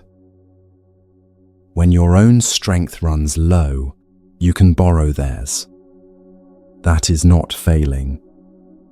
That is what a community is for. And it is not only strength you can borrow. When you cannot believe, on your own, that any of this pain will ever ease, you can lean on the ones who have walked through it and know that it does. Borrow their certainty for a while. Let someone else hold the hope for you until you are strong enough to hold a little of your own. So you do not have to produce all the strength yourself. A tired swimmer, far from shore, does not beat the water harder. They stop fighting and lie back and let the water hold them up. You can do the same inside a circle of people breathing together. Stop straining for once. Let the slow rhythm of all those breaths carry you the way a river carries someone too tired to swim. In many contemplative practices, they do something with this on purpose. A whole community will sit and call out together, one steady sound rising from many throats, and then send what gathers outward, first to themselves, then to the ones sitting beside them, then out to the whole suffering world. It is not superstition. It is many hearts agreeing, for a moment, to turn all their attention toward the same gentle thing. This is part of what it means to take refuge. To take refuge is not to believe a doctrine. It is to have somewhere to rest when you can no longer stand on your own. And one of the oldest places of refuge is simply this: the community, the others walking beside you. You are allowed to lean. You are allowed to be, for a while, the one who is carried. You have probably been carried before, even if you never called it that. Think back to a time you were too weak to stand, and someone simply stayed. They did not fix anything. They only refused to leave you alone in it. That was the whole teaching, arriving in the shape of one ordinary person. That was a community, even when it was only one. And perhaps people are exactly where your wounds came from. Perhaps the ones who should have held you are the ones who hurt you, and now the very idea of leaning on anyone feels dangerous. That caution is wise, and it was earned. But the answer to being failed by people is not a life sealed away from all of them. It is finding, slowly and carefully, the few who are safe. It only takes a few. Sometimes it only takes one. And for many of us, that is the hardest thing of all.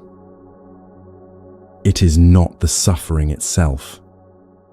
It is letting ourselves be helped. Pride and shame keep us locked alone in the dark, insisting we are fine. To let yourself be carried, to let yourself be seen in your pain, is its own deep practice. Sometimes it is the bravest thing a person can do. Because shame cannot survive being witnessed with kindness. The thing you are most ashamed of, the part you are sure would make others turn away, loses its power the moment it is spoken into a room that does not flinch. This is why people heal in circles. The addict among other addicts, the grieving among the grieving. To be seen at your lowest and not turned away from is a medicine almost nothing else can give. There is a plain old truth folded into this. A sorrow shared grows lighter, and a joy shared grows larger. Pain divided among a few hearts becomes something a person can actually carry. And the small good things, spoken aloud to someone who is glad for you, somehow double. Some griefs are simply too large for one person to hold. The death of someone central, a loss that breaks the whole shape of a life. No single heart can carry a weight like that alone, and it was never meant to. This is why, in every culture that has ever lived, people gather at a death. We do not mourn the greatest losses by ourselves. We stand in a room full of others and let the grief be shared out among many hands, until it becomes just barely possible to bear. And this gathering does not only happen in temples. It happens wherever people turn toward what is true, together. A circle of strangers telling each other the truth. A family sitting up through a long night. And even, in its own quiet way, this. Right now, as you listen, there are others listening to these same words, in other rooms, in other countries, each one of them alone, and all of you breathing together. So you are part of something tonight, whether you feel it or not. An invisible circle of people, scattered across the dark, all turning toward their pain at the very same hour. You are one candle in a circle of candles, too wide to see the edge of. You have been part of this all along, and simply did not know it. So before we go on, sense them for a moment. All the others awake right now, turning toward their own pain as you are turning toward yours. Notice how the body loosens, even a little, at the simple knowledge that you are not the only one still up in the dark. And there is a deep relief the moment you stop trying to be your own only rescuer. To belong, to be one among many, to let yourself be carried for a while, is not weakness, but the way human beings were always meant to heal. You were never supposed to do this alone. No one is. And here is something the old traditions understood. This steadiness is not sealed inside the room. It can be sent. If there is someone you love who is suffering tonight, lying ill somewhere, or far from you, or simply hurting where you cannot reach them, you can send them some of the calm you are sitting in. Bring their face to mind. Breathe in and gather the quiet that is around you. Breathe out and let it travel toward them, like warmth moving across a cold room. You are not pretending, and you are not performing a trick.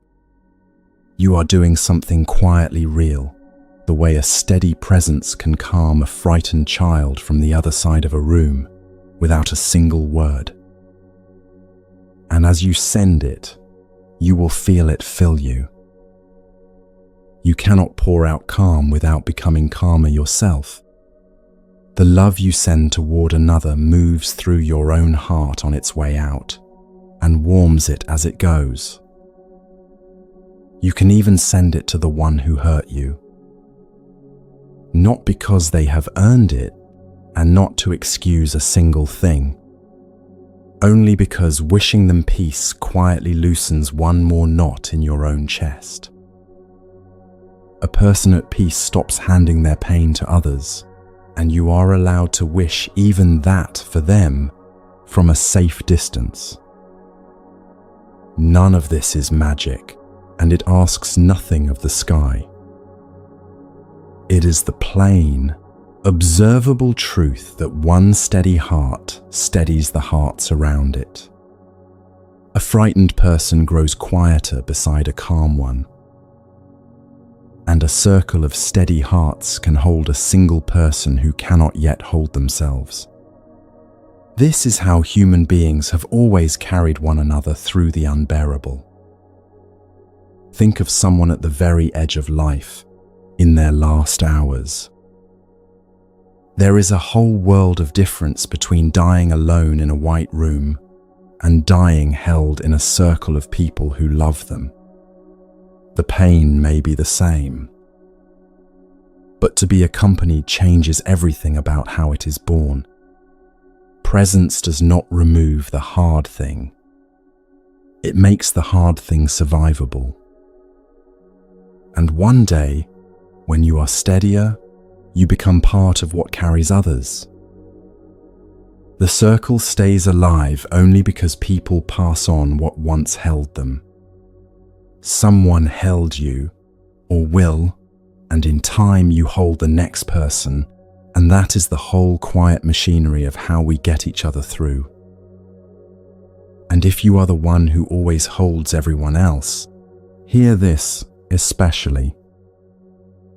The ones who carry everybody often have no one carrying them. You are allowed to set the weight down sometimes.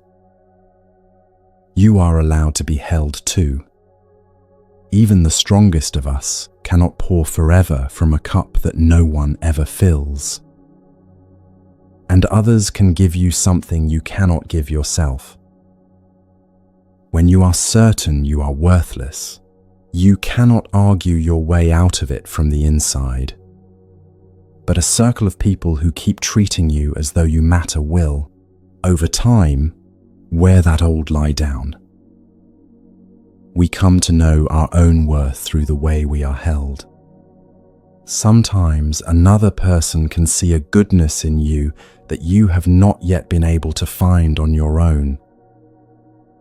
So if some part of you is saying, "But I have no one," then hear this very clearly.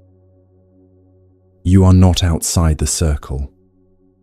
The circle is made of every person who has ever sat alone in the dark and turned toward their pain instead of running from it. You joined it the moment you began to listen tonight. You are already inside. And the comfort reaching you tonight did not come from nowhere. It traveled to you down an unbroken line of people who held one another through the dark and passed on what they learned.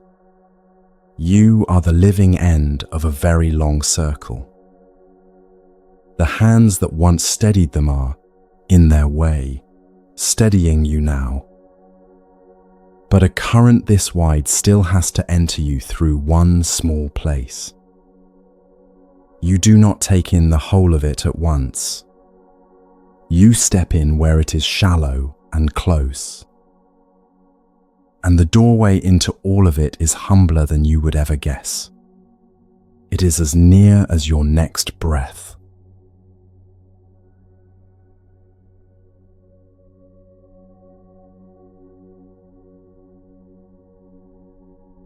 So come to the breath. It has been with you every single moment of your life, and it is the one thing you have almost never noticed. Right now, without changing anything, just feel it. Air coming in, air going out. That is all. Now notice where you actually were, just a moment ago. Almost certainly, you were not here. You were in a memory, or a worry, or some conversation that is not happening in this room. This is how we spend nearly all of our lives. The body sits in one place, and the mind is somewhere else entirely, in the past or the future, almost never here with it. And the breath is the way back. Because you cannot breathe in the past. You cannot breathe in the future. The breath only ever happens now. So the moment you truly feel a breath, you are home in the present, where your life is actually taking place. There is a reason this one practice sits beneath all the others. Most of the time, your body is in one place and your mind is in another. The body here, the mind off in tomorrow or last year. The breath is the bridge that brings the two back together. And when body and mind finally arrive in the same place, at the same moment, that is what it means to be truly present. That togetherness is the whole of mindfulness, and the breath is how you reach it. In the ancient discourses, the Buddha placed the mindfulness of breathing at the very foundation of training. When we simplify this core instruction for our modern lives, we can say, breathing in, I know I am breathing in. Breathing out, I know I am breathing out. That is the whole of it, to begin. Not controlling the breath, not deepening it. Simply knowing it as it is. And the ancient teachings did not stop there. They show the breath as a thread you can follow inward, layer by layer. Breathing in, experiencing the whole body. Breathing out, calming the bodily formations. Breathing in, aware of what you feel. Breathing out, gentling it. The same simple in and out, followed patiently, becomes a way into every room of yourself. So let us actually do it, together, once. Breathe in and know that you are breathing in. Breathe out and know that you are breathing out. One breath followed all the way through, from beginning to end.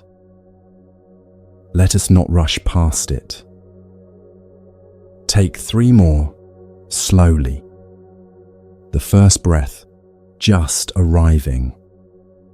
The second, a little deeper, the body beginning to soften. The third, slower still, something in you quietly letting go. Notice that you did nothing but pay attention, and already you are steadier than you were a minute ago. And see what just happened. For the length of that one breath, the running stopped. The mind came back and stood in the same place as the body. You were, for a moment, fully here, fully alive, fully present. That is not a small thing. Most of us go whole days without a single moment like it. In modern mindfulness practices, there is the beautiful use of a bell to help with this. Every so often it sounds, and everyone stops whatever they are doing and comes back to the breath. The bell is not used as a religious object here. It is a reminder, a gentle hand on the shoulder, saying only one thing: come home. And when it rings, you do not just hear it with your ears. You let the sound move all the way through you, into every cell of the body, the way warmth spreads through cold hands. And the ancestors inside you hear it too. The mother and father you carry within you grow still and listen with you. For one moment, all of them come home as well. There are contemporary verses you can breathe along with that sound. Breathing in, you say, silently, I listen, I listen. Breathing out, this wonderful sound brings me back to my true home. Say them slowly, in time with the breath, and let the bell carry you back. And that word, listen, is the same listening we learned before, only now turned toward a sound that calls you back to yourself. True home is not a memory you are homesick for. It is the only place you have ever actually been. Here, now, this breath. And what is this true home it keeps returning you to? It is not a place on any map. It is this breath, this body, this moment. Home is not somewhere in the past you ache to return to, and it is not waiting in some future you are straining toward. Home is here, and the breath is the road that leads to it, always from wherever you have wandered. And the breath has one more thing to teach, quietly, every moment. You cannot keep an in-breath. To receive the next one, you have to let the last one go. Hold on to a breath, and it suffocates you. Release it, and the next arrives on its own. In this small rhythm is the whole art we have been learning, the art of letting each thing come, and be fully here, and then be released. Now notice what the core of these teachings is really pointing at. Almost all of our suffering lives in the past or the future. Regret is the past, replayed. Anxiety is the future, rehearsed. But this exact moment, met directly, just as it is almost always bearable. It is the story about what already happened and the dread of what might that crush us far more than this single breath ever could. So watch what one conscious breath does to all of that. As you arrive fully in the breath, the past is set down. The future is set down. For the length of this one breath, you are carrying neither of them. And in that, there is a freedom you may not have tasted in a very long time. Nothing to fix, nothing to fear, nothing to regret. Just this breath and the simple, astonishing fact that you are alive to feel it. There is an old teaching that says it plainly. Do not chase after the past. Do not lose yourself in the future. The past is already gone. The future is not yet here. There is only this one moment, and it is the only place life is ever actually lived. And see how much this hands back to you.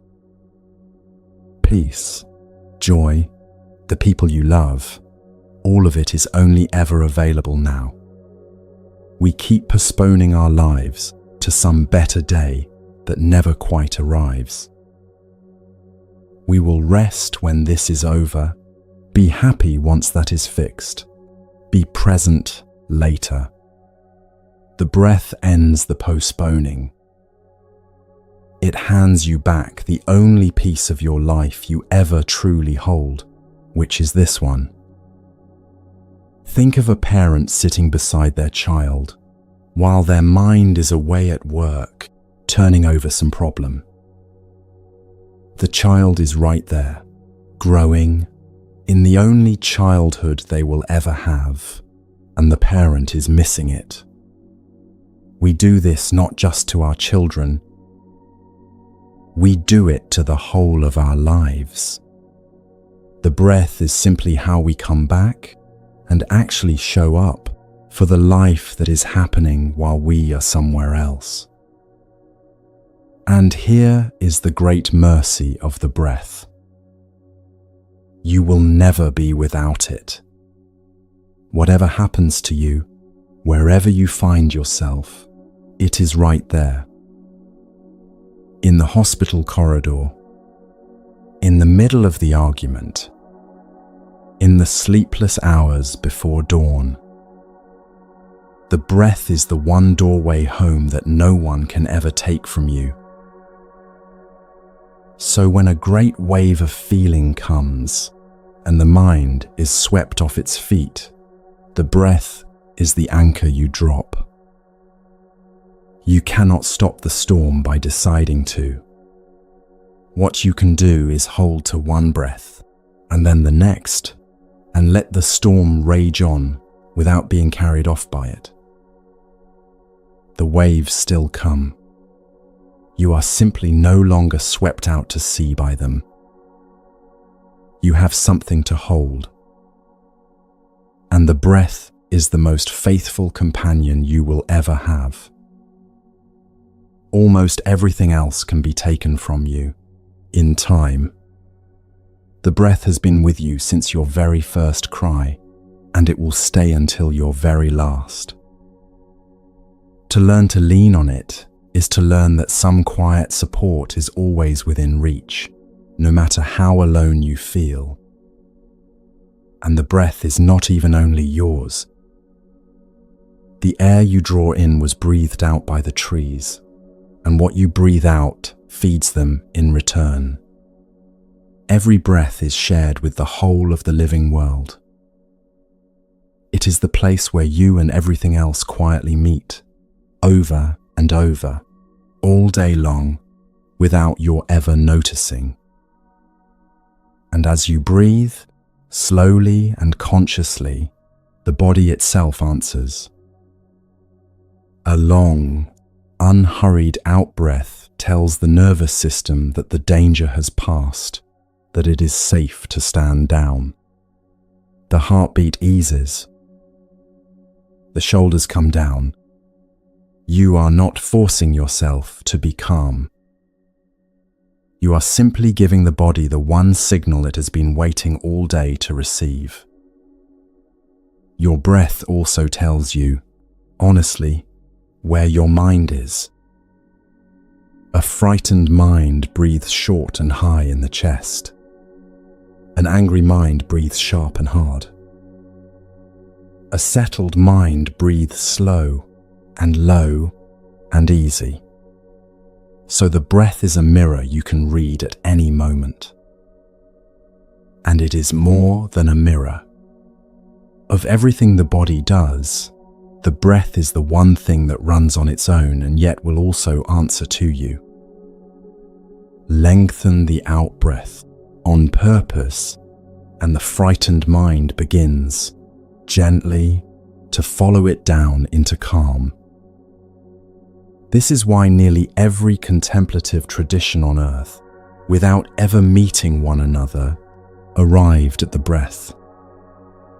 It is the one quiet handle we have on a nervous system that otherwise simply runs us. Through this single thread, we can reach into states that would otherwise stay completely out of our hands. Watch a sleeping baby breathe sometime. The whole belly rises and falls, soft and full and completely unguarded. That is how you breathed too, once, before you learned to brace. Somewhere along the way, most of us began breathing high and shallow, holding ourselves tight against a world that frightened us. To breathe low and full again, down into the belly, is to come back to the body you were born with, before the bracing began. This is why a single breath is enough. You do not need an hour, or a silent room, or any special skill. The smallest unit of the whole practice is one conscious breath, and you can take it anywhere. Waiting at a red light, standing in a queue, halfway up the stairs. One breath, truly lived, is the entire path made small enough to fit in your pocket. And you can let the world become full of bells. The phone that rings, the notification that chimes, the church bell across the town. Any of them can become your bell, a sound that stops you for just one breath and calls you home. What was once only noise becomes an invitation to arrive. And you can let your whole day be marked by these returns. Set a quiet reminder, or let any small sound become a bell. A day with a few dozen conscious breaths scattered through it is a different kind of day than one spent entirely on the run. So do not worry that your mind keeps wandering off. It will. A few seconds in, it slips back into the past or the future out of an old, deep habit.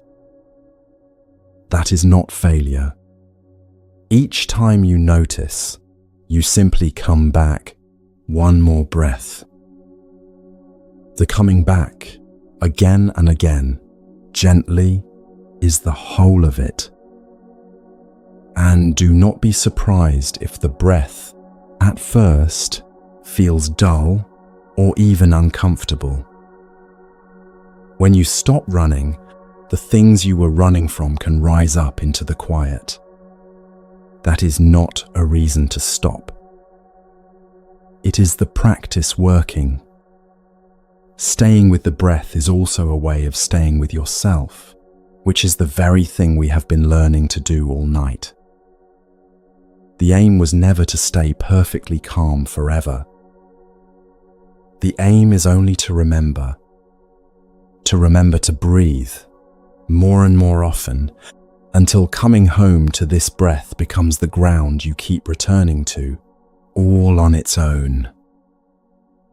And notice, even now, that the proof is not in any of these words. It is in your own body. You have been breathing a little more consciously for some minutes now, and something has already quietly eased. You do not have to believe a word of this. You only have to keep breathing and let the body show you.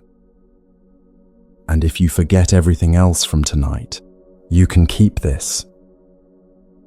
Of the whole long path, this is the part small enough to carry into the next hard hour.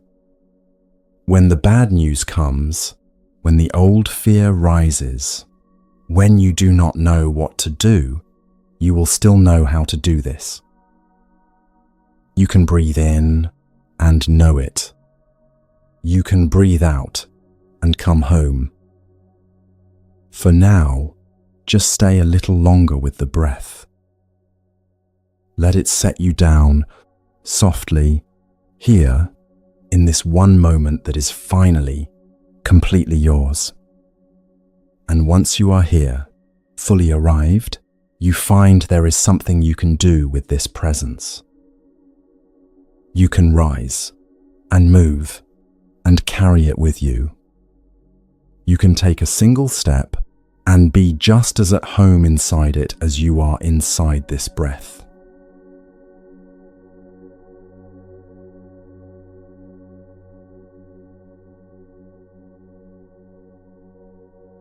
So take that step now. Stand, if you can, and take one slow step and feel the foot meet the ground. The heel first, then the whole sole, the weight rolling gently forward. Feel the earth come up to meet you and hold you the way it has held every step you have ever taken.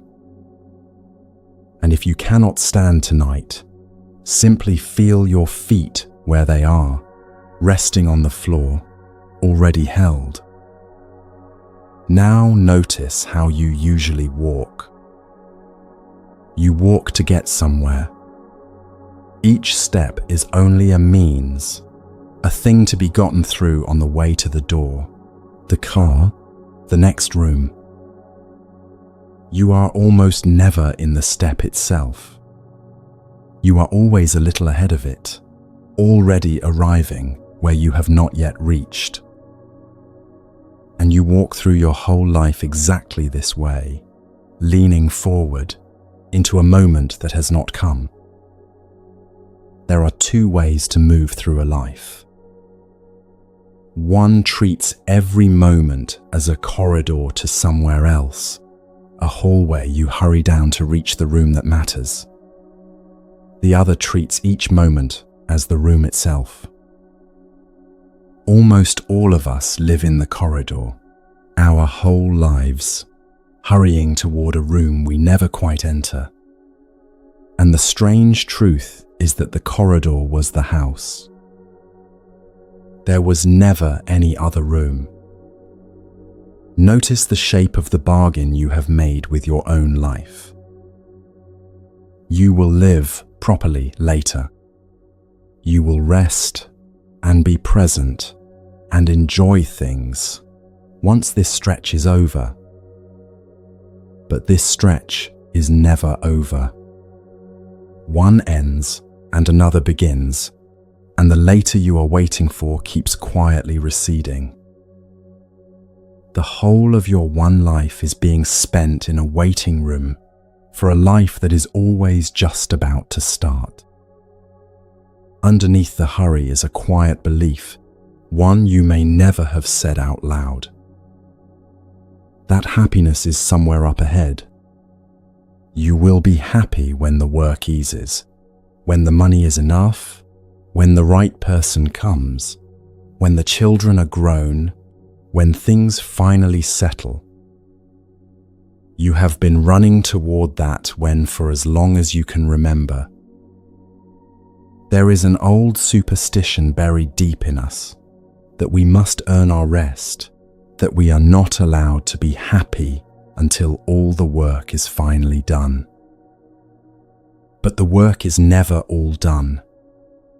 If you wait for the perfect, finished moment to arrive before you live, you will wait your whole life. The only moment you are ever given permission to live is the imperfect one you are standing in. And have you noticed that it never quite arrives? Each when you reach turns quietly into the next one. You get the thing you were sure would do it, and within a week the finish line has moved again, a little further on. This is the running we began with tonight, seen now in its deepest form. A whole life spent leaning toward a horizon that steps back every time you step forward.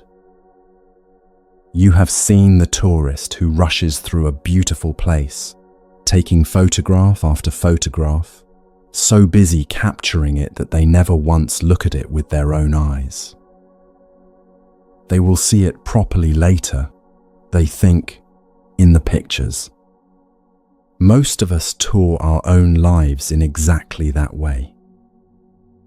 Always documenting, planning, remembering, and somehow never simply here, in the place itself, while it is actually happening. Add up the moments you have truly been present for, fully, and they might come to only a handful of hours in a whole life. A few times you were really here, and the rest you were somewhere else. This is the quiet tragedy of a human life, that we can live for decades and barely show up for any of it. And the cure is so small.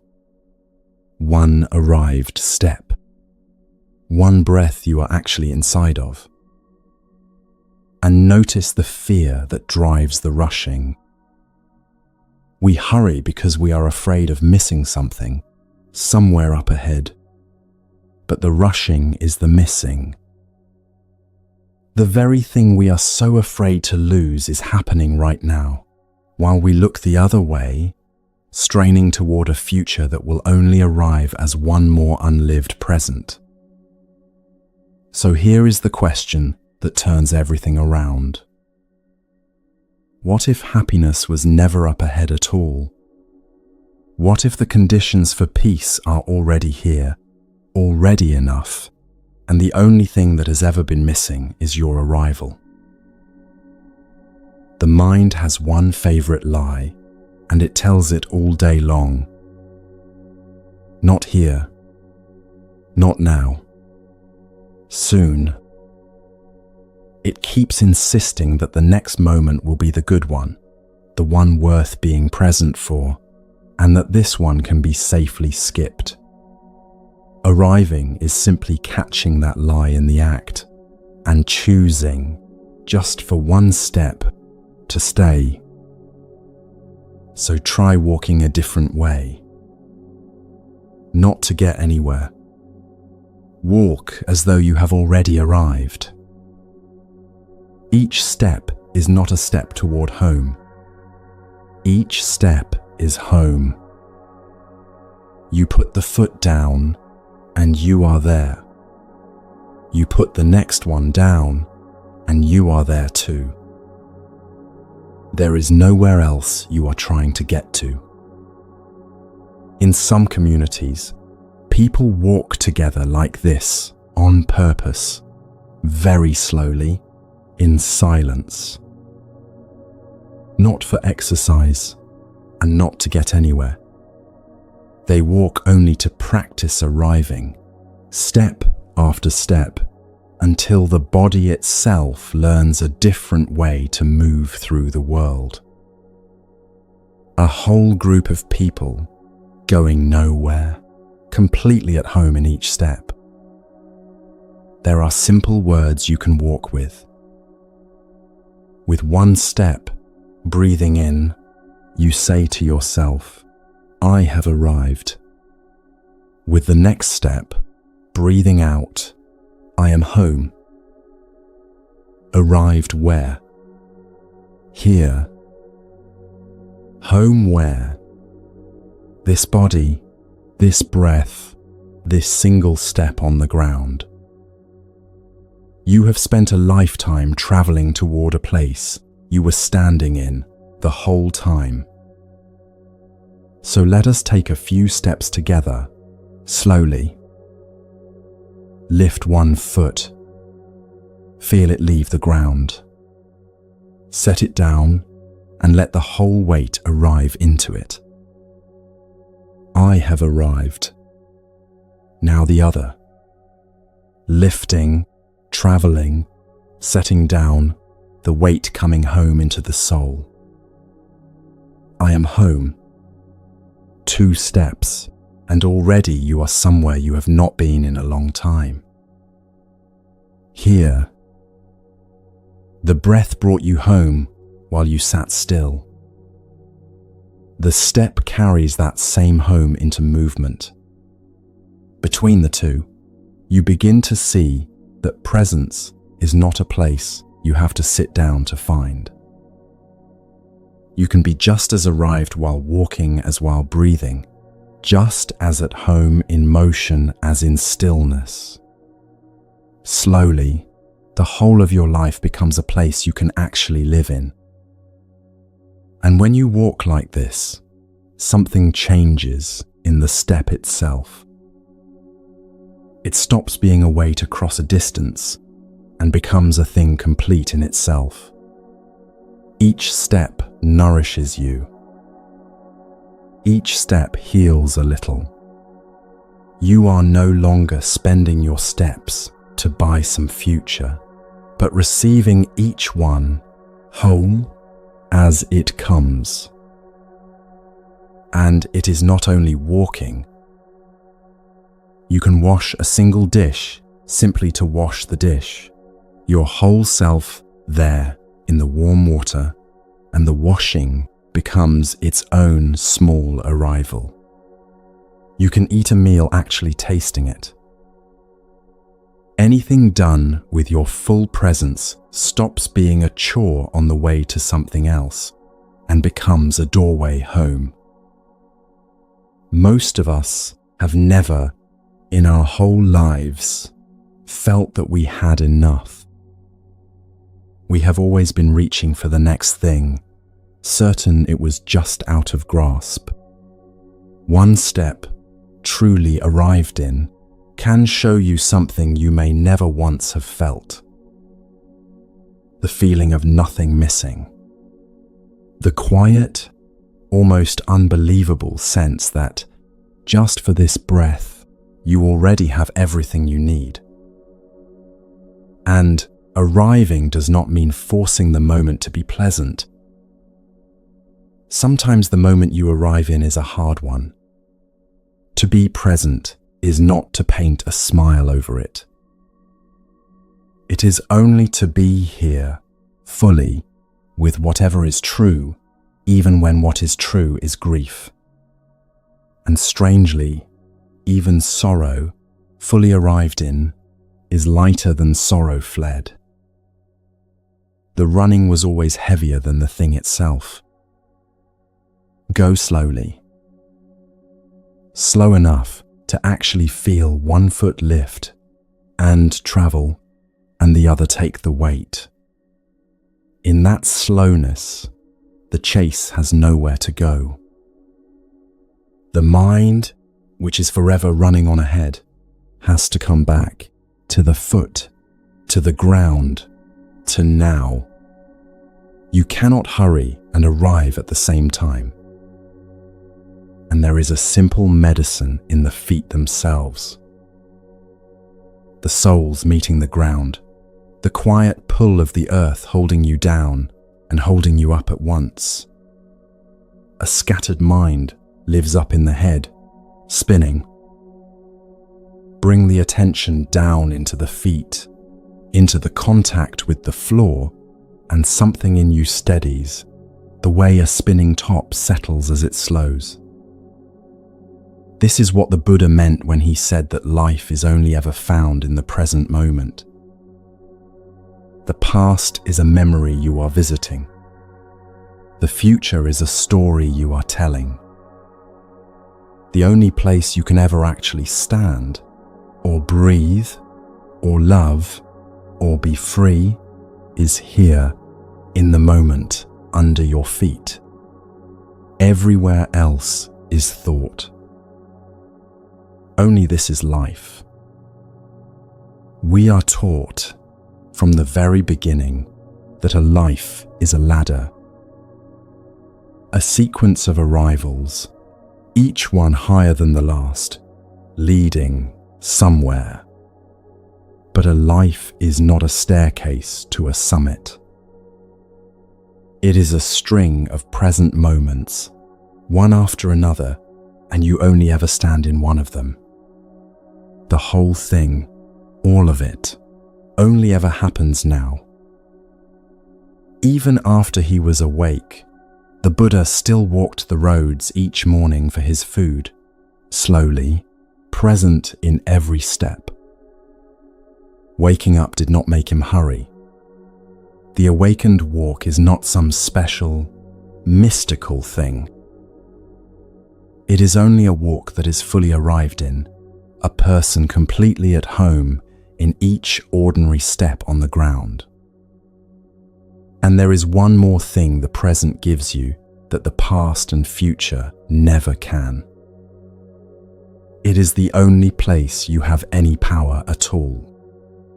You cannot change a single thing in the past, and you cannot touch the future for all your worrying over it. The only moment you can ever act, or choose, or begin again, is this one. The present is not only where life is. It is the only place anything can ever be done. And the old teachers went further still. The Pure Land, they said, the place of peace. People imagine waiting somewhere beyond death, is not a far country at all. It is here, available, the moment you are truly present. You do not walk toward it across a lifetime. You walk in it, now, or you miss it entirely. Heaven is not later. It is the depth of this step, if you are actually in it. And here is what the hurry quietly steals from you. You cannot love anyone in the past or in the future. Love only ever happens now. The people you care for are only ever here, in this moment, and if you are always somewhere else in your mind, you are missing them even as you sit right beside them. To arrive is to actually be with the people you love while you still have them, and feel what happens in the body as you arrive. The leaning forward eases. The low, constant strain of reaching for the next thing lets go. For a moment, you are not a person trying to get somewhere. You are a person who is finally here. And there is a strange freedom in that, and even a kind of power. Nothing left to chase. Nowhere else you need to be. There is a relief in stopping the chase that you can feel in the chest. A breath you did not know you were holding, finally let out. All the energy that was leaning forward, straining toward later, comes back to you and pools quietly here. You did not gain anything new. You simply stopped leaking your life into a future that was never going to hold it. And there is a real power in it, quiet but real. A person who needs the next thing in order to be happy is always at the mercy of whether they get it. A person who can arrive here needs nothing at all from the future. Nothing can be dangled in front of them, and nothing they were counting on can be taken away. They are free in the one way that can never be touched. And underneath it all is a deep, quiet rest you may have forgotten was even possible. All your life, you have been trying to become someone, somewhere, better than here. Arriving is the moment you stop becoming, even for a breath, and simply allow yourself to be. There is nowhere left to get to, and no one left to turn into. You are already here, and it is already enough. You can walk this way anywhere. From the car to the front door, down the hallway at work, across the kitchen in the morning. Every walk you already take, dozens of them a day, can become a walk home if you stop trying to get anywhere and simply arrive, one step at a time.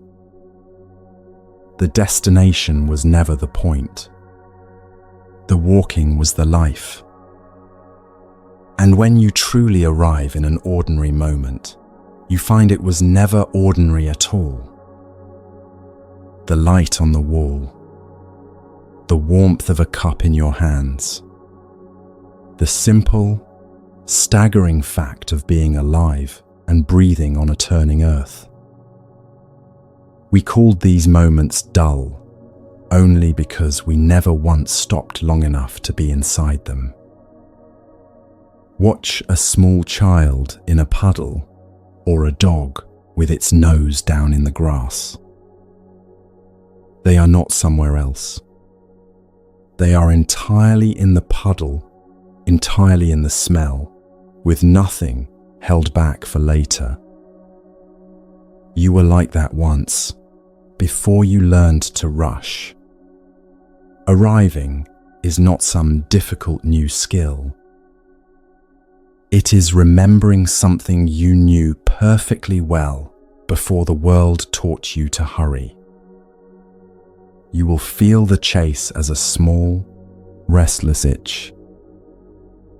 The urge to reach for the phone, to do one more thing, to be anywhere but in this plain, quiet moment.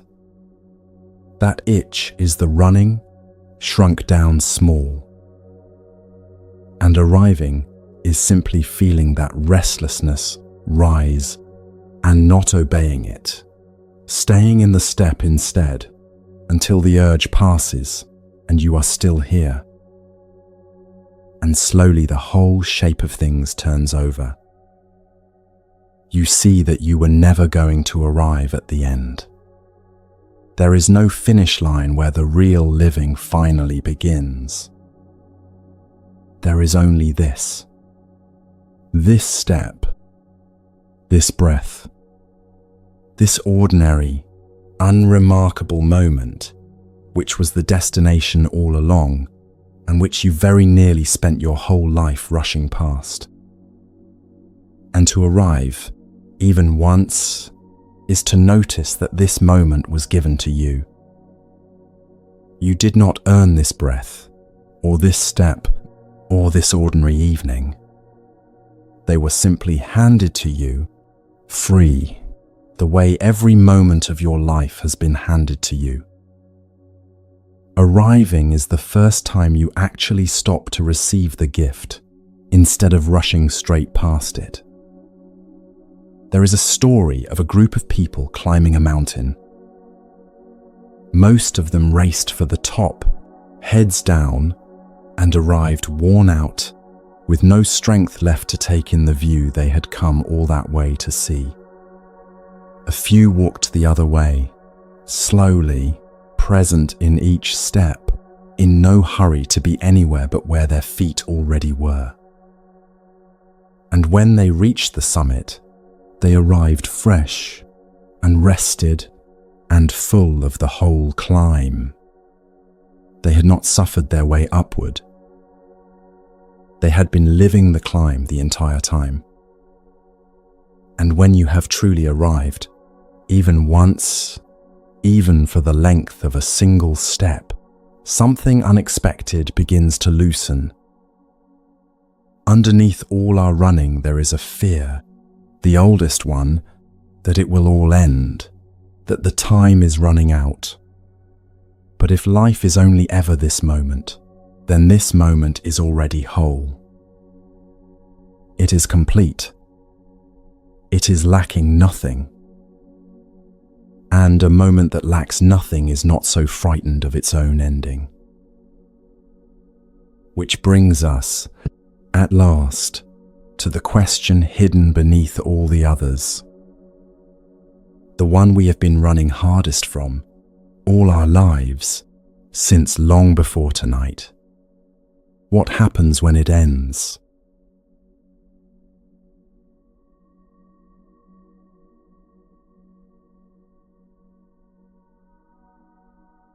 Picture a wave far out on the open sea. It rises up out of the water, gathers, climbs, and holds its shape for a moment against the sky.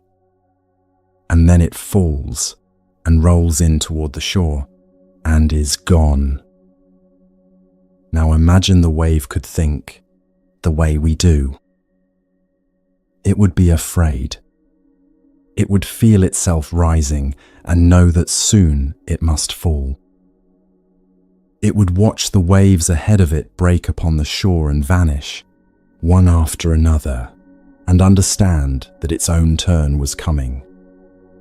A whole short life lived in the shadow of its own ending. And that is us. We rise into being. We hold our shape for a few short decades, and we are the one creature that knows, the whole time, that we will fall. The fear of that falling runs underneath everything. It is the deepest of all the fears we have been running from tonight, the one beneath all the others. But look at the wave more closely. What is the wave, really? It is water. It was water before it ever rose, and it is water while it stands tall, and it is water after it falls. The wave is only a shape the water takes for a little while. The water itself never rose, and never fell, and never went anywhere at all. The whole terror of the wave came from a single mistake. It thought it was only a wave. It forgot that it was water. It believed in its own beginning and its own ending, and so it spent its short life afraid. And the moment the wave remembers that it is water, everything changes. Rising is no longer a birth out of nothing. Falling is no longer a death into nothing. The wave does not become less when it falls. It simply returns to what it always already was. Nothing is lost. Nothing was ever lost. Now bring it gently close. You, too, are not only the wave. You are not only this body, this name, this brief shape rising and falling between two dates. You are made of something far older and far wider, something that did not begin on the day you were born and will not end on the day you die. Look at what you are actually made of. The water in your body was rain once, and river and ocean, and it will be rain and river and ocean again. The warmth in you is the sun's warmth, on loan. The very atoms of you were forged inside stars that died long before the earth was made, and they will go on, after you, into the soil and the trees and other bodies not yet born. Nothing that makes you up began with you, and nothing of it will simply blink out into nothing. It only changes its shape, the way the wave changes its shape. Step outside on a clear night sometime and look up. Every star you see is a furnace, burning and changing, and many are already long gone, their light still traveling to your eyes. You are made of the same stuff as all of it, briefly gathered into a person, looking back up at where you came from. Under that much sky, the small, frightened, separate self loosens its grip, just a little. We think of ourselves as a fixed thing, a solid object that could one day be deleted.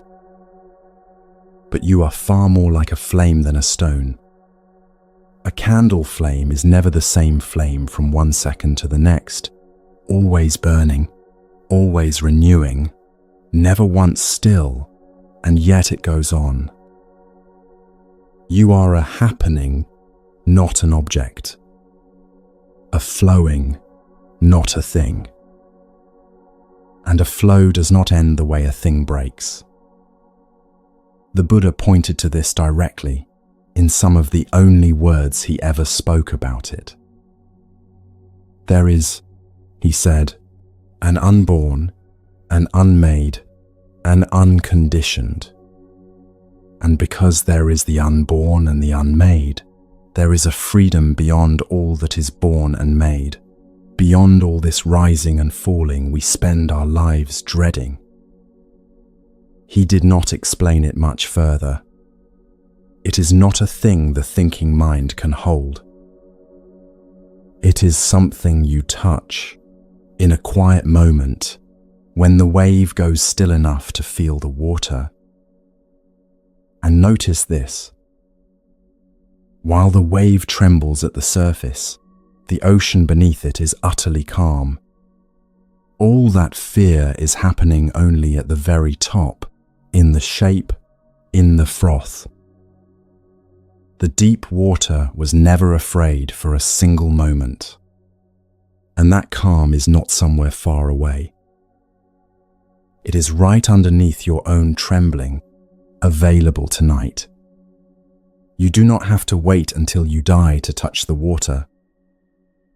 This is the same stillness you touched a little while ago, in the breath and in the step. The quiet that does not move. It has been here under everything, all night, the still water beneath all the changing forms. We have simply come, at last, to its deepest place. And when you look that deeply, you begin to see it everywhere. Nothing truly comes, and nothing truly goes. A cloud does not die. it becomes the rain. The rain does not die. It becomes the river and the tea in your cup and the cloud again tomorrow. Nothing in all of it is ever created out of nothing, and nothing is ever destroyed into nothing. There is only endless changing of form. To call any of it death is to mistake a change of shape for an ending. Watch how the rest of nature does this, without any terror at all.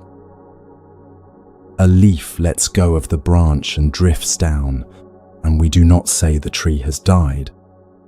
The tree releases 1,000 leaves and stands quiet through the winter, waiting. Everything in nature is letting go, all the time, and being remade, all the time, and only we stand apart and call it tragedy. And look closely at the fear itself.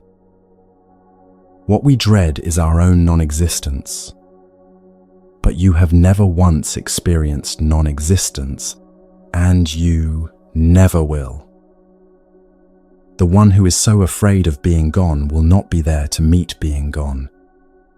The fear is the mind frightening itself with a picture of an absence it can never actually arrive at.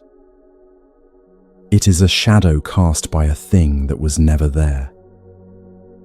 People who have come very close to dying and then returned often say the same strange thing. The fear left them. Having brushed against it, they found it was not the thing they had dreaded, and they came back and lived more freely, more fully, far less afraid. They touched the water for a moment and were never quite so frightened of the falling again.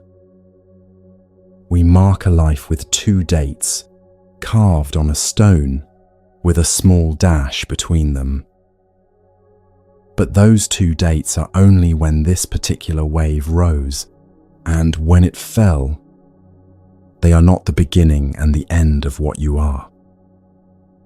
You did not come from nothing on the first date, and you do not fall into nothing on the last. The water was here long before the wave, and it remains long after. And here is where this touches the rawest place of all. If you have lost someone, hear this gently. The one you lost did not become nothing. The shape you knew and loved is gone, and that grief is real, and it is allowed to be as deep as it is. But what they were made of did not vanish from the world.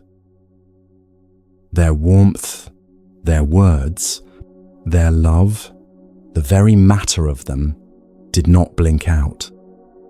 It changed, and it scattered, and some of it lives in you now, and in everyone they ever touched. You are carrying some of their water, and you continue in ways that are not metaphor at all. Every kindness you have done is still moving outward, through people, into people you will never meet. The wave passes its motion to the next wave, and that one to the next. Your patience taught someone else to be patient. Your love is, right now, living inside people who will carry it on long after your shape is gone. You already live in far more places than this one body. And the very pain of loss is quietly telling you the truth. It hurts so much only because you are not separate. Love is the felt sense of not being two. Grief is that same love, with nowhere to land for a while. The depth of the ache is the exact measure of the connection, and the connection does not die when the shape does. So let the fear loosen, just a little, here, tonight. Not because anyone has solved death with a clever argument, and not because the grief does not matter, but because something in you, for just this moment, quietly recognizes the water. And when the wave finally understands, it can fall without terror. It settles back down into the sea, not as a defeat, but as a coming home. It was never separate from the ocean in the first place. It was the ocean, briefly, wearing the shape of a wave. So look again at what death actually takes. The wave's real fear was never simply ending. It was being a small, separate self, cut off from everything that would one day be erased. But that separate little self was the one thing that was never quite real to begin with. What loosens, in the end, is not your life. It is the lonely illusion that you were ever cut off from the whole. The ocean does not mourn each wave that falls. It is not being slowly emptied, one wave at a time. Every wave that breaks returns to it, in full, and the ocean is never any less for it. Nothing it gives rise to is ever truly lost back to it. Let us be honest, though. None of this makes the falling painless. We will still grieve. Goodbye will still tear at us. The wave still rises and still breaks, and we still weep at the shore for the shapes we loved. This does not ask you to stop grieving. It only offers, underneath the grief, a ground that does not move. The water holds the wave and the breaking and the weeping, all of it, and is never once harmed. And if you cannot feel any of this tonight, that is completely all right. You do not have to believe it, or force it, or understand it. The wave does not have to comprehend the water in order to be made of it. You are held by all of this, whether or not you can sense it right now. The water is carrying you, even on the nights you are certain you are only a wave. And notice something the wave already knows in its own body. You have changed your shape many times already. The small child you once were is gone, and you did not die. Nearly every cell that made you 10 years ago has been replaced.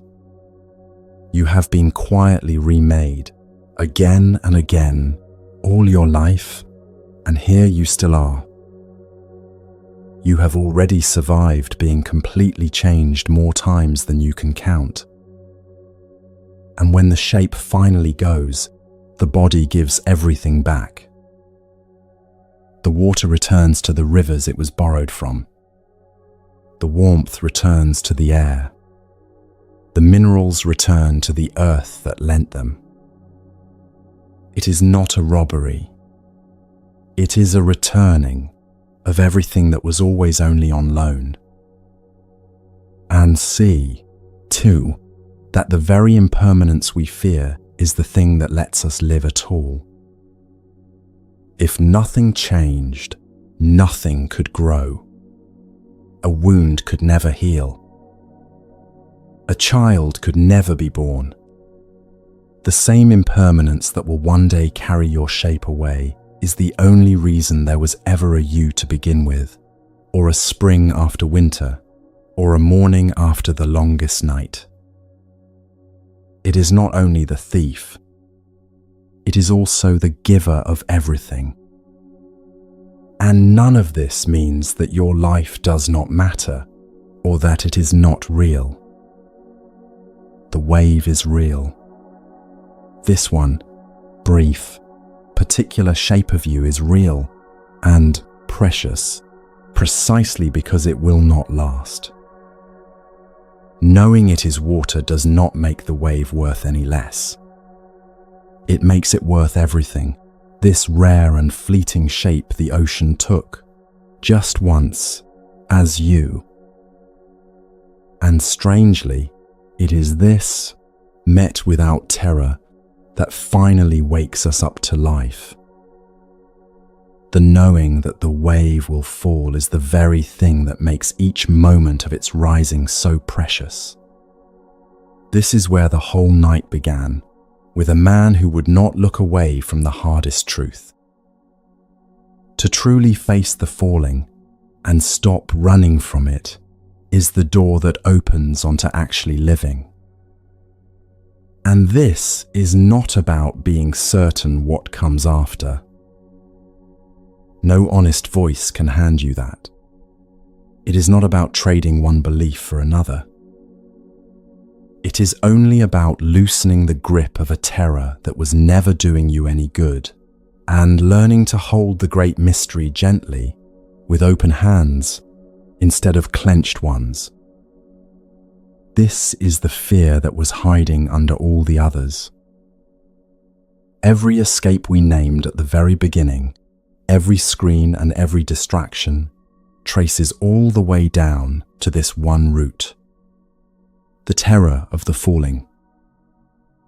And when even a little of this lands, when the wave catches one glimpse of the water, the whole machinery of running loosens at its source. Because what, in the end, were we running from? The Buddha, too, came to the end of his life. He grew old, and his body failed, and one evening he lay down between two trees to die, calm, surrounded by his students. He did not escape the falling. The man who suffered and learned to suffer less fell like every wave falls. But he met it without fear because he had long since remembered the water. His last words were simply about this, that all things made of parts must pass. So walk on, gently, and wake up.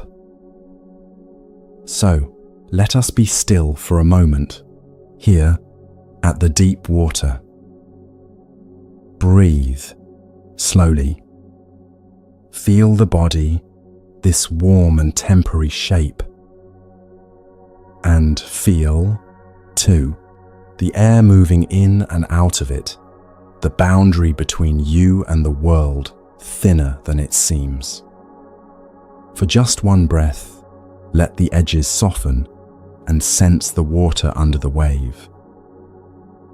So for now, there is nothing to solve and nothing to reach for.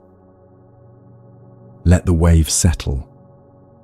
Let it rest back down into the water it never truly left. Here, at the deepest point of everything we have touched tonight, there is nothing left to flee and nothing left to fear. There is only this. Rest now and breathe.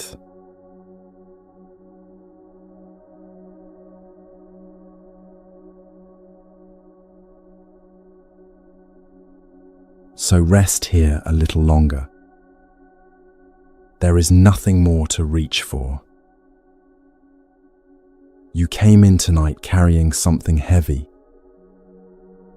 It may still be with you, and that is all right. You did not have to fix it, or solve it, or set it all down. You only had to turn toward it once, instead of running. And you did. The Buddha suffered too. He never stopped feeling the first arrow. He simply learned to stop firing the second. And tonight, in some small and quiet way, so did you. That is the whole of it. Not a life with no pain. A life that has stopped adding to its own. And you will forget all of this, often, You will run again, and that is all right too. The path was never to do it perfectly. It was only to remember a little sooner each time that you can always turn back. Whatever you are holding, you do not have to carry it the old way anymore. You can hold it gently now. You can breathe. You can come home to this moment, again and again, for the rest of your days. The door is always as near as your next breath. So take one now, slowly. Breathing in, breathing out. Feel yourself here, on the earth, held and alive and already enough. Wherever in the world you are, and whatever the coming day asks of you, may you be gentle with your own suffering. And may you suffer from here on just a little less.